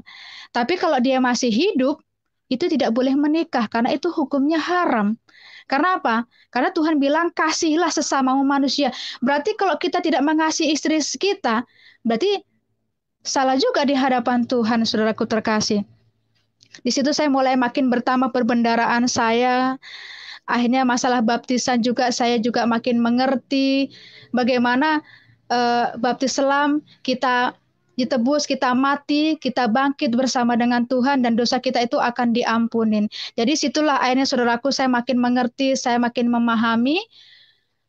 Akhirnya saya udah mulai aktif pelayanan, saudaraku terkasih, sampai ke Tanah Batak itu, sampai ke pelosok-pelosok kita boleh mengadakan KKR, penyembuhan, kita memberikan bantuan dan lain sebagainya, saudaraku terkasih, sampai akhirnya sekitar tahun 2002, kalau tidak salah 2003, saudaraku terkasih, disitulah saya bertemu dengan sahabat saya, Sandi Pasaribu.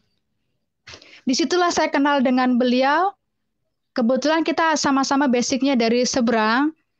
Jadi akhirnya kita ada kumpulan yang mantan-mantan kedar. Kalau kami dulu istilahnya mantan-mantan kedar gitu.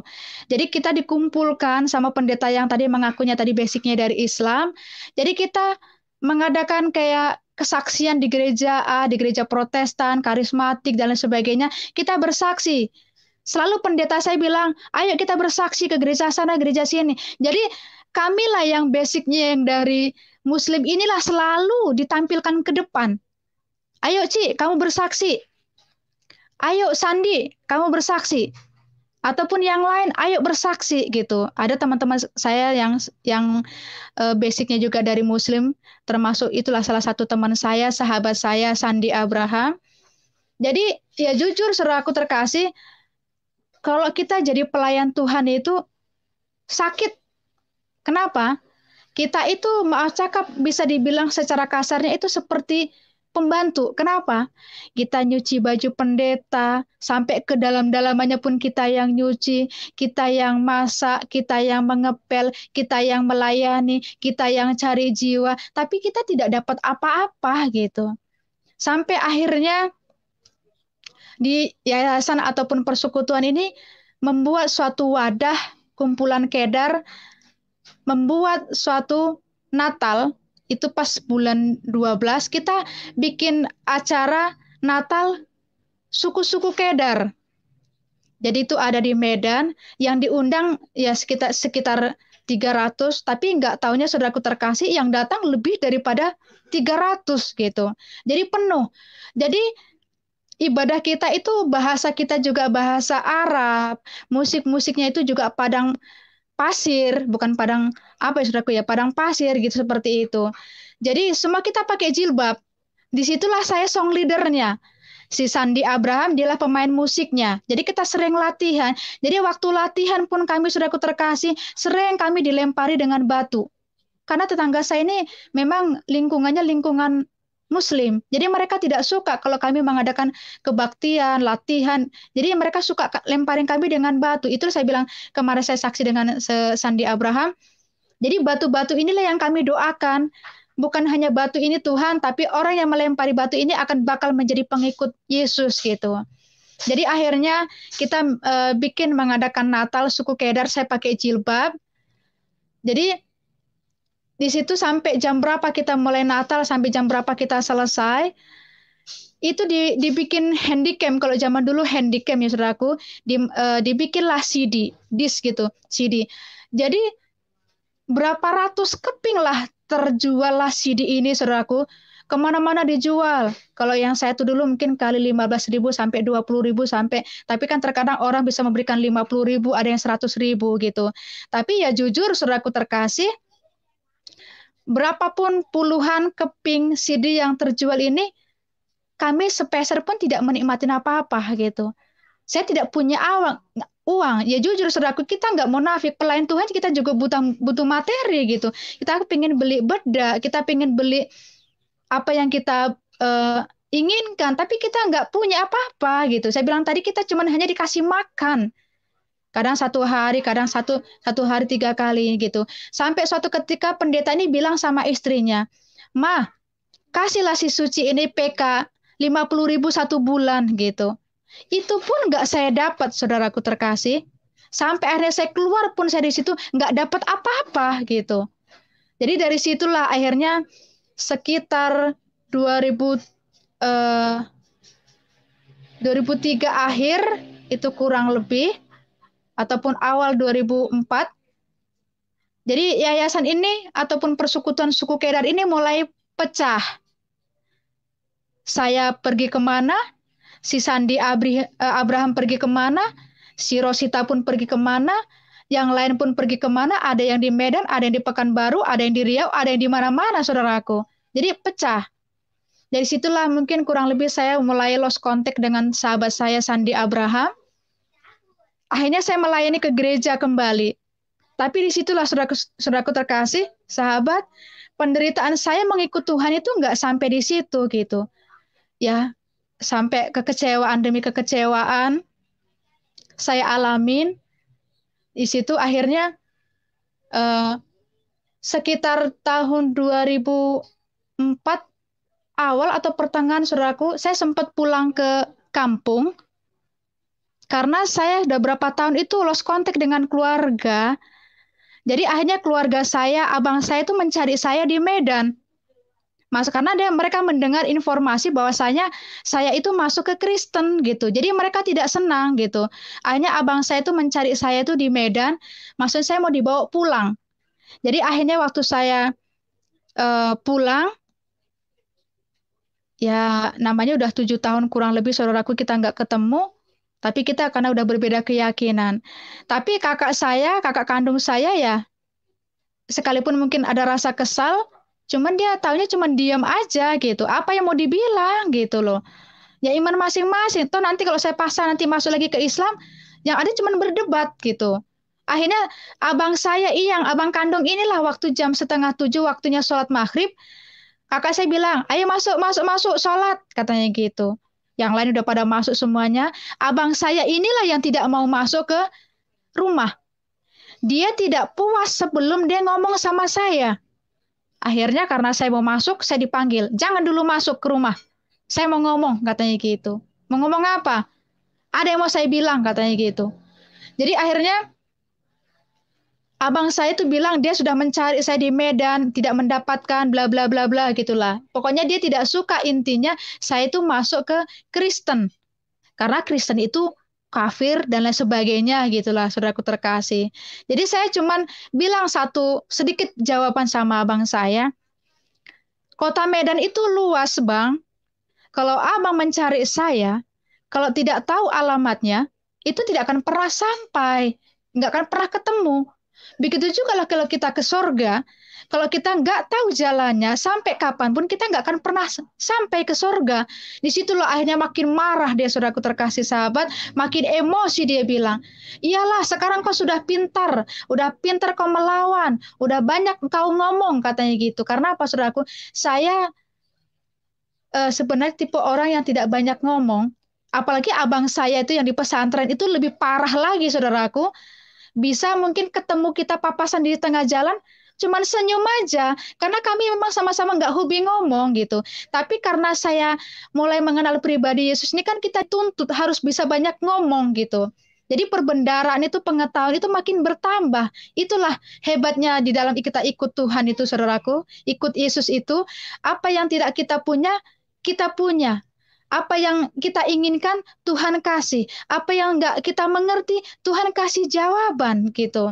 Jadi situlah akhirnya, saudaraku terkasih, karena abang saya emosi, marah, akhirnya dia pulang ke rumahnya. Saya masuk ke rumah kakak saya. Jadi waktu saya malam, jam 12 malam itu tiba-tiba abang kandung saya itu datang ke rumah saya, ke rumah kakak saya. Kenapa, saudaraku? Rupanya abang saya ini ingat, dulu dia pernah pinjam uang sama saya waktu saya masih Islam. Dia janji nanti akan saya pulangkan.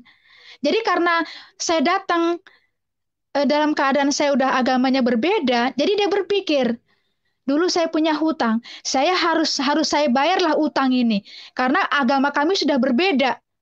Dia sudah kemana, saya ke sini. Dia udah sesat. Itulah bahasa-bahasanya, saudaraku terkasih. Sahabat, cuman ya saya diam aja.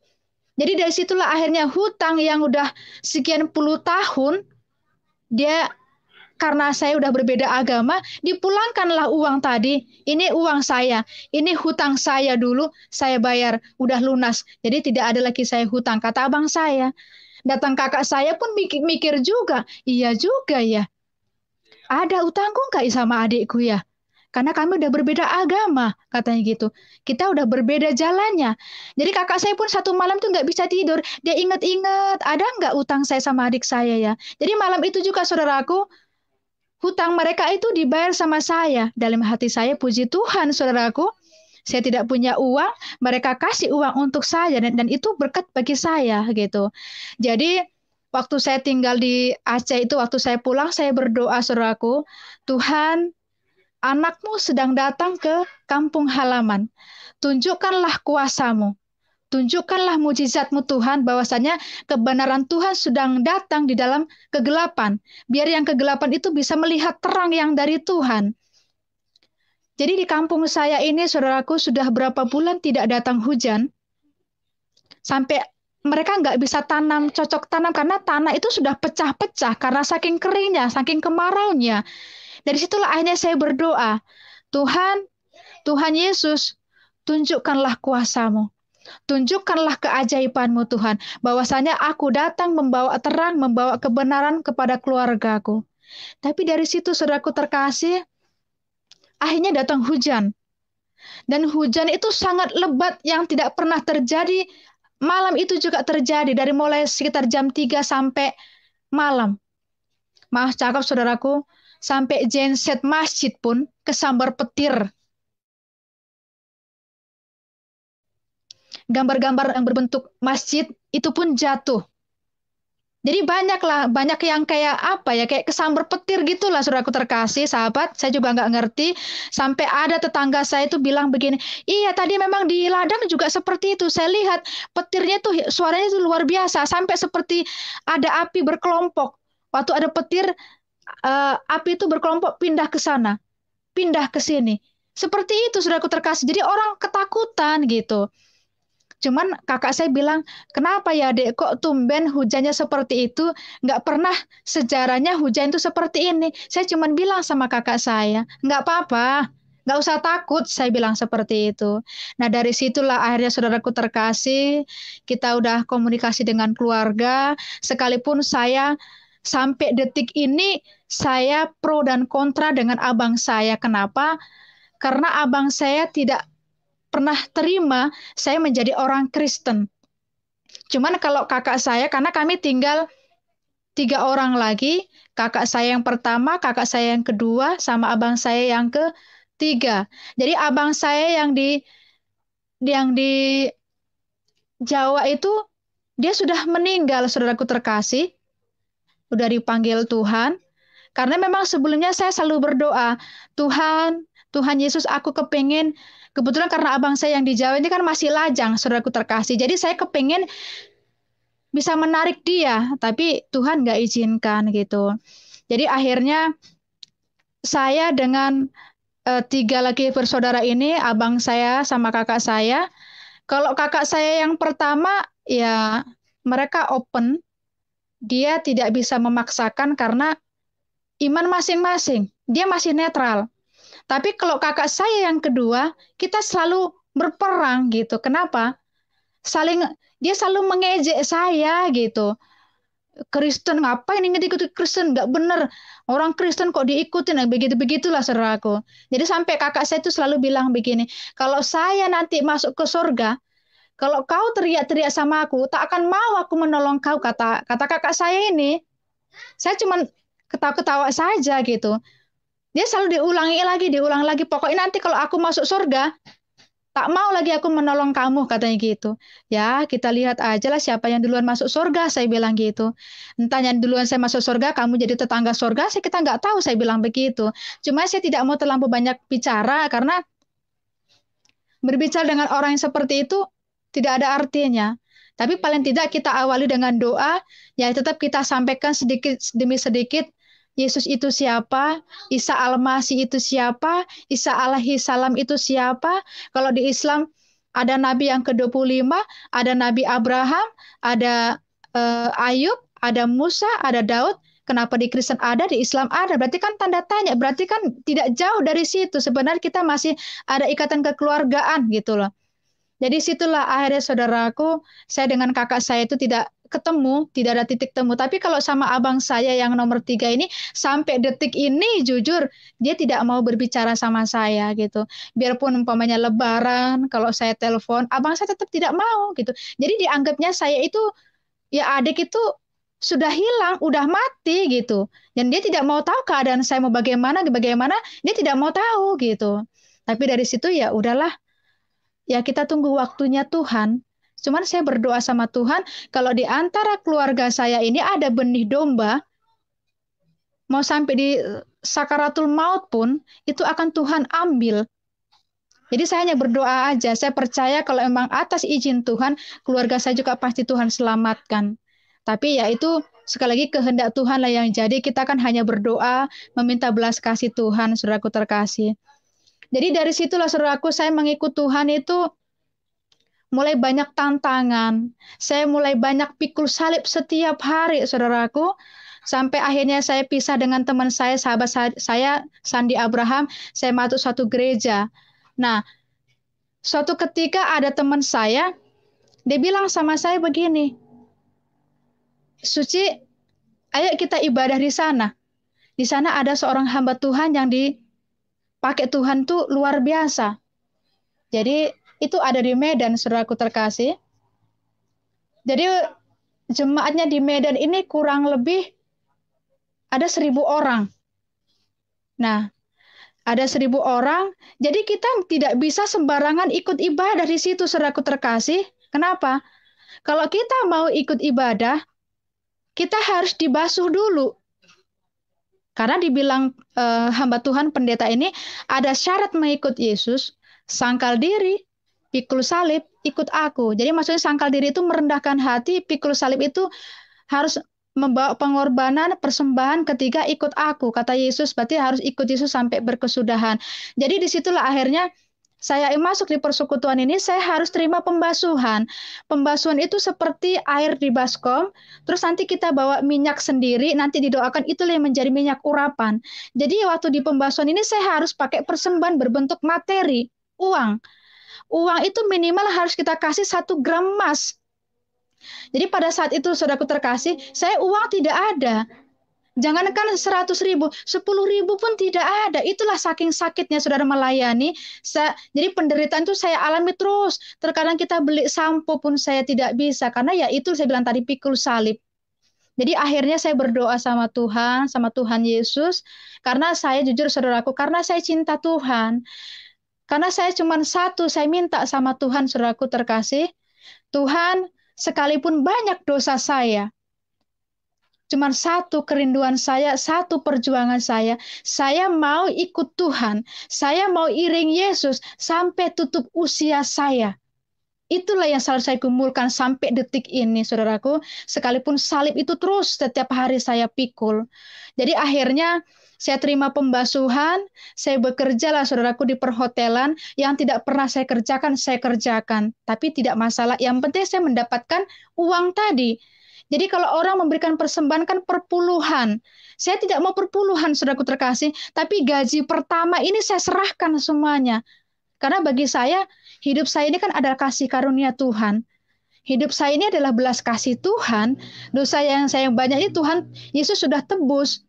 Karena Yesus adalah juru selamat pribadi saya gitu. Jadi kalau uang itu bisa cari, yang penting saya masuk surga gitu. Akhirnya saya gaji pertama itu saya persembahkan. Setelah saya dibasuh, saudaraku terkasih, saya mulai ikut ibadah. Setelah saya ikut ibadah, 5 bulan kemudian, saya harus terima materai. Karena dibilang pendeta ini adalah, persekutuan ini adalah pekerjaan Tuhan yang terakhir. Dan inilah yang terakhir yang dipakai Tuhan. Ini pekerjaan Tuhan lebih besar daripada pekerjaan nabi dan rasul. Jadi, ya itulah pengajarannya memang agak sedikit, ya saya nggak ngerti lah. Mungkin saudara terkasih bisa menilai sendiri. Tapi begitu saya terima materai, itu tidak boleh dengan tangan hampa, saudaraku terkasih. Itu pun harus kita bawa persembahan berbentuk materi sekian juta, gitu. Tapi karena memang saya mau, saya ikutin gitu. Jadi akhirnya saya mulai ikutin suatu persekutuan ini, mulai lagi ada peraturan, saudaraku terkasih. Sebenarnya jujur, saya lebih cinta Tuhan itu dalam proses dalam melayani, saudaraku. Jadi saya selalu rindu untuk melayani, baik secara full time ataupun part time. Saya memang pekerjaannya tiada lebih indah selain daripada melayani Tuhan. Tapi pada saat itu memang Tuhan izinkan saya harus bekerja daging, bekerja sekuler, saya bekerja di perhotelan. Jadi saya masuk di suatu persekutuan ini, saya harus terima materai. Dan di situ mulai ada peraturan yang sedikit aneh, tidak boleh makan telur, tidak boleh makan ayam, tidak boleh makan daging babi, seperti itu. Terus ada peraturan lagi, semua barang-barang kita itu harus kita geser. Dalam arti kata, barang-barang sebelum kita masuk di persekutuan ini harus kita jual semuanya. Mau lemari kek, mau kulkas kek, mau apapun itu harus kita jual. Jadi terjadilah geser semua jemaat. Jadi semuanya dijual. Jadi akhirnya saudaraku di situ, saya keluar dari perhotelan. Kenapa? Peraturan di situ anak Tuhan tidak boleh bekerja jadi karyawan hotel. Anak Tuhan tidak boleh jadi budak, itulah pengakuannya. Makanya saya disuruh keluar dari perhotelan ini. Jadi akhirnya saya sempat kos. Saya ada sedikit sisa uang, saudaraku terkasih. Tapi namanya kita kos, kalau kita nggak bekerja, tabungan itu lama-lama habis. Ya puji Tuhan, habis benar, saudaraku terkasih. Tabungan saya sampai habis. Sampai eh, pegawai bank itu juga saya layani, saudaraku. Dia senang dengan saya karena saya kemanapun saya duduk, dimanapun saya berjalan, saya sampaikan Yesus itu adalah Tuhan. Mau itu Islam, mau itu Kristen, selalu saya saksikan. Mau naik bus, saya yang tidak kenal pun, saya pun harus ramah. Dari mana Ibu? Mau kemana? Kalau dia Islam, saya sampaikan tentang Isa Al-Masih, tentang Isa alaihissalam. Kalau dia Kristen, saya sampaikan. Karena masih banyak orang Kristen yang tanda kutip, yang tidak mengerti Yesus itu siapa. Taunya pokoknya saya Natal, saya bergereja, saya tahun baru, saya gereja, hari Minggu ke gereja, tapi pulang dari gereja, ada yang merokok lah, yang rentenir lah, dan lain sebagainya gitu. Tapi dari situ akhirnya saya kos, mencari pekerjaan itu susah, saudaraku, karena apa? Tidak boleh makan telur, kita tidak boleh bekerja di minimarket, supermarket, itu tidak boleh. Karena apa?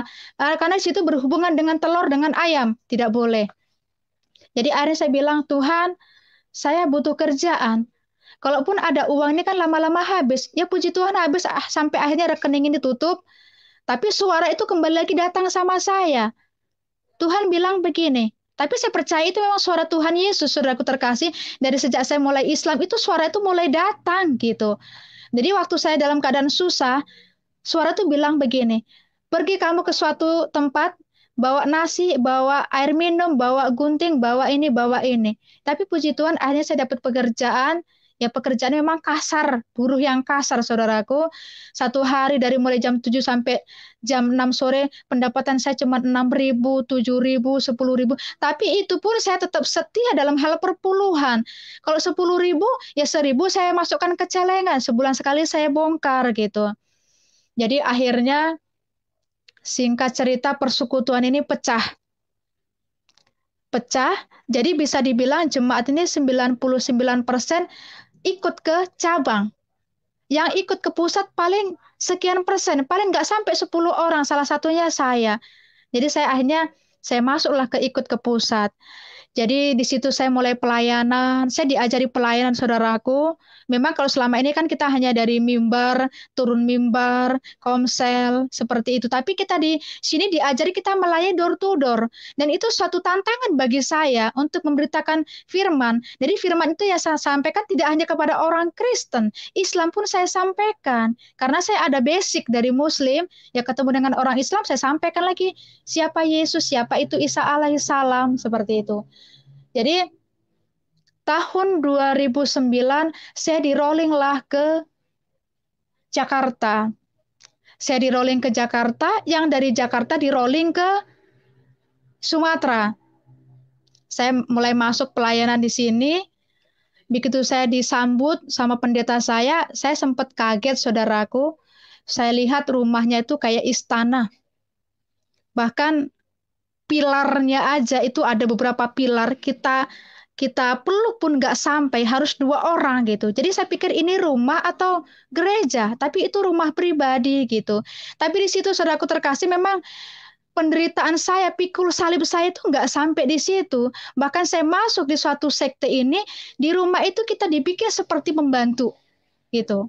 Pekerjaan itu, apalagi kalau hari Minggu, saudaraku terkasih, kita mengepel rumah itu, karena kebetulan rumah itu kan ada sebagian terbuat dari granit. Granit itu katanya mahal gitu. Jadi kita ngepel itu tidak boleh pakai kayu. Kita harus pakai seperti, mungkin saudaraku terkasih pernah menonton film Inem Pelayan Seksi. Begitulah kita harus ngepelnya. Harus semuanya kena. Ngepel itu nggak boleh pakai karbol, nggak boleh pakai pelicin lantai, harus pakai sunlight. Nah, itu harus kita ngepel sambil jongkok, saudaraku. Tidak boleh kelihatan bekas minyak. Bekas nasi yang terpijak itu pun harus dikorek pakai pisau. Jadi saya pikir, Tuhan kok melayani seperti yang terlampau sakit gitu. Jadi kalau kadang ibu pendeta kalau ngomong saya tuh agak kasar. Kalau kerja tuh harus ligat, harus cepat, keluarkan tenaga. Tapi giliran kita makan, saudaraku terkasih, itu dipelototin. Jangan-jangan tambuh dia Ngambil ikan aja pun dipelototin gitu, saudaraku terkasih. Dan di situ saya dituntut harus membawa jiwa. Saya dituntut sebulan itu saya harus membawa setoran uang gitu, saudaraku. Jadi kalau saya melayani, saya bawa uang, itu setiap bulan harus saya setorkan sama pendeta. Nah, dari situ saya mulai ada ketekanan batin, saudaraku. Saya mulai tidak nyaman karena luar biasa capeknya, saudaraku. Tidak boleh. Meja itu kan nanti kita dipegang gini, ada nggak debunya? Jadi seperti itu. Jadi akhirnya saya makin stres, semakin dapat tekanan. Akhirnya saya berdoa sama Tuhan. Saya bilang gini, Tuhan, saya menyesal masuk di persekutuan ini. Sangat saya menyesal. Kenapa saya dikirimkan ke pusatnya gitu. Saya berdoa karena saya nggak sanggup, sampai saya berdoa, saudaraku terkasih, dengan bahasa Bataknya, ngalo jauh Tuhan, alap mau Tuhan. Bahasa Indonesianya, sudah capek aku Tuhan, sudah lelah aku Tuhan, ambillah nyawaku. Karena saya tidak sanggup tinggal di pelayanan seperti ini, ketekanan demi ketekanan, saudaraku terkasih. Kenapa? Saya harus terima pemutusan dosa. Saya harus terima kuasa. Itu pun saya harus pakai uang sekian juta. Padahal uang tidak ada. Setiap bulan itu saya dapat PK itu paling hanya 200 ribu. 200 ribu itu pun saya setiap bulan tuh harus tumpang tangan pakai uang. Belum lagi kalau kita sakit, kalau lama kita sakit ditanya, kok sakit apa, Ci? Kalau ada kesalahanmu, didenda lagi pakai uang. Belum lagi persembahannya, semua serba pakai uang gitu. Jadi suatu ketika saya cerita karena beban saya nggak sanggup ini, saudaraku, saya cerita dengan teman dari pihak keluarga ini, pendeta ini, rupanya dari pihak pendeta ini ngadu sama pendeta sama ibu pendeta. Jadi waktu saya mengadu itu malah jadi bumerang bagi saya. Makin tertekan saya, saudaraku. Saya dibentak, saya dimarah, dan nggak sampai di situ. Memang ada kesalahan saya, tapi kesalahan saya itu tidak fatal. Ya memang di hadapan Tuhan besar kecil itu sama, dosanya itu beratnya. Tapi tidak seperti yang mereka duga, dosa saya itu bagaimana gitu. Tapi akhirnya apa, saudaraku terkasih? Kata pendeta saya, apa dia bilang? Suci, jual HP-mu. Harus bikin perdamaian. HP ini saya beli cuma harga 500 ribu, saudara, itu pun second. Karena saya nggak punya uang. Saya pengen punya HP Android. Tapi dibilang pendeta itu pun harus dijual. Dan uangnya itu harus dibikin persembahan. Makin menderita lah saya, saudaraku terkasih. Saya berdoa, Tuhan, sampai kapan saya seperti ini? Saya seperti mimpi gitu. Jadi nggak sampai di situ. Suatu ketika ya namanya kita berteman itu, saudaraku, ada saling gesek menggesek. Makanya kalau kita baca firman, besi menajamkan besi. Jadi suatu ketika saya dipanggil sama pendeta, saya disidang karena mereka menuduh saya melakukan kesalahan yang tanpa bukti. Akhirnya saya di kursi depan, pendeta ini sama tim di belakang. Jadi antara satu lawan sekian orang. Yang satu masuk ke kuping kiri, yang satu lagi ke kuping kanan. Dicarilah kesalahan saya.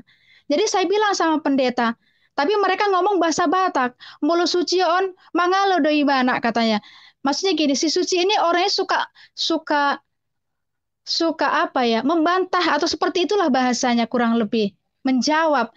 Saya tidak mau menjawab, saudaraku terkasih, tapi saya membela diri karena saya tidak melakukan kesalahan gitu. Tapi akhirnya karena pendeta ini emosi, saudaraku terkasih, diambilnya lah sandal itu, dilemparkanlah ke wajah saya, kenalah ke kening saya, sampai saya mau ke belakang, saudaraku. Di situ saya mau menangis pun saya tahan. Saya udah seperti di awan-awan, saudaraku, tidak lagi duduk di tanah gitu. Saya dibentak, saya udah sempat mau diusir. Saya pikir kalau saya keluar dari situ, saya mau kemana? Saya mau kos, saya mau kontrak, uang tidak ada gitu. Tapi ya dari situ, saudaraku terkasih, singkat cerita, saya punya kesalahan itu juga menjadi pelajaran bagi saya. Sebenarnya sekalipun tidak itu fatal, tapi hukuman nggak sampai di situ karena kesalahan itu sampai akhirnya saya ditampar. Pak, sampai itu 6 kali saya ditampar sama pendeta. Tapi saya diam aja, mungkin karena memang saya salah, layak saya terima tamparan. Mungkin itu salib bagi saya gitu. Tapi akhirnya dengan keadaan seperti itu, akhirnya Tuhan buka jalan. Akhirnya pendeta saya bilang begini, Suci, apakah kamu masih mau melayani? Kata pendeta nih. Langsung spontan saya jawab, tidak Bapak, saya mengundurkan diri dari pelayanan.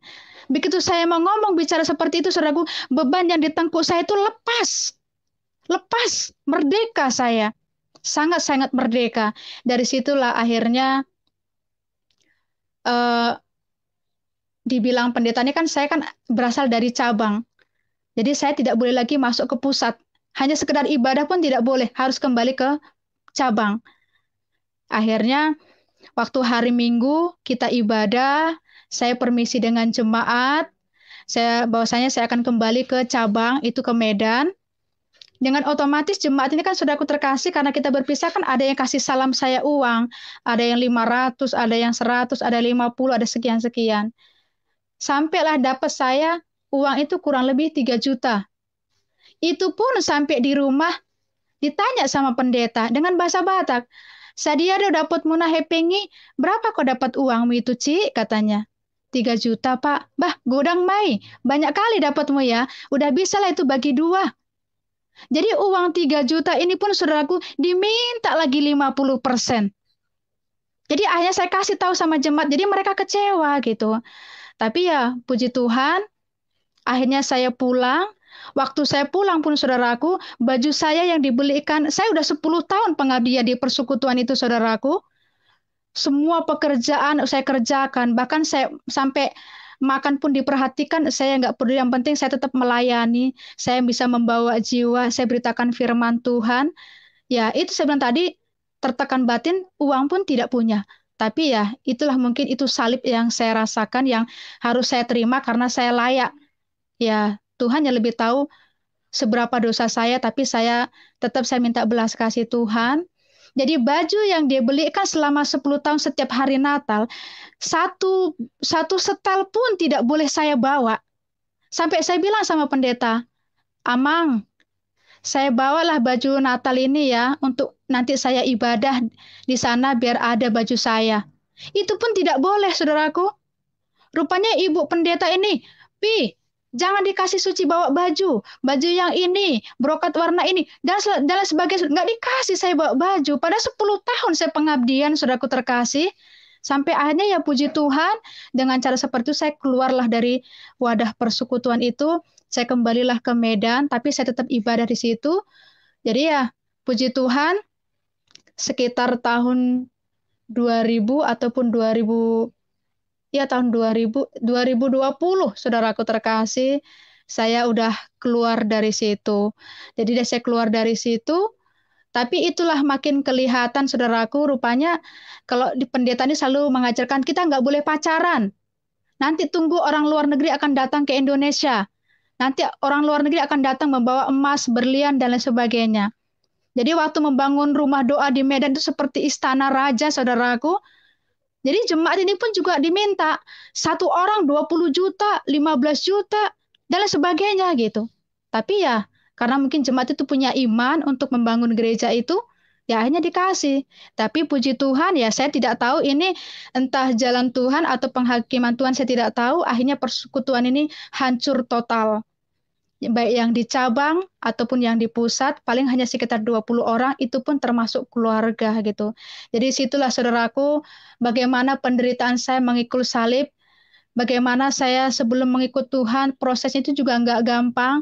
Awalnya memang saya hadapi keluarga, tantangan keluarga saya itu sangat luar biasa. Belum lagi saya diejek dengan teman-teman saya yang Muslim. Kadang di Facebook juga seperti itu, diejek saya, dihina. Masa Tuhannya orang Kristen 3, katanya gitu. Masa Tuhannya orang Kristen pakai kolor, katanya begitu.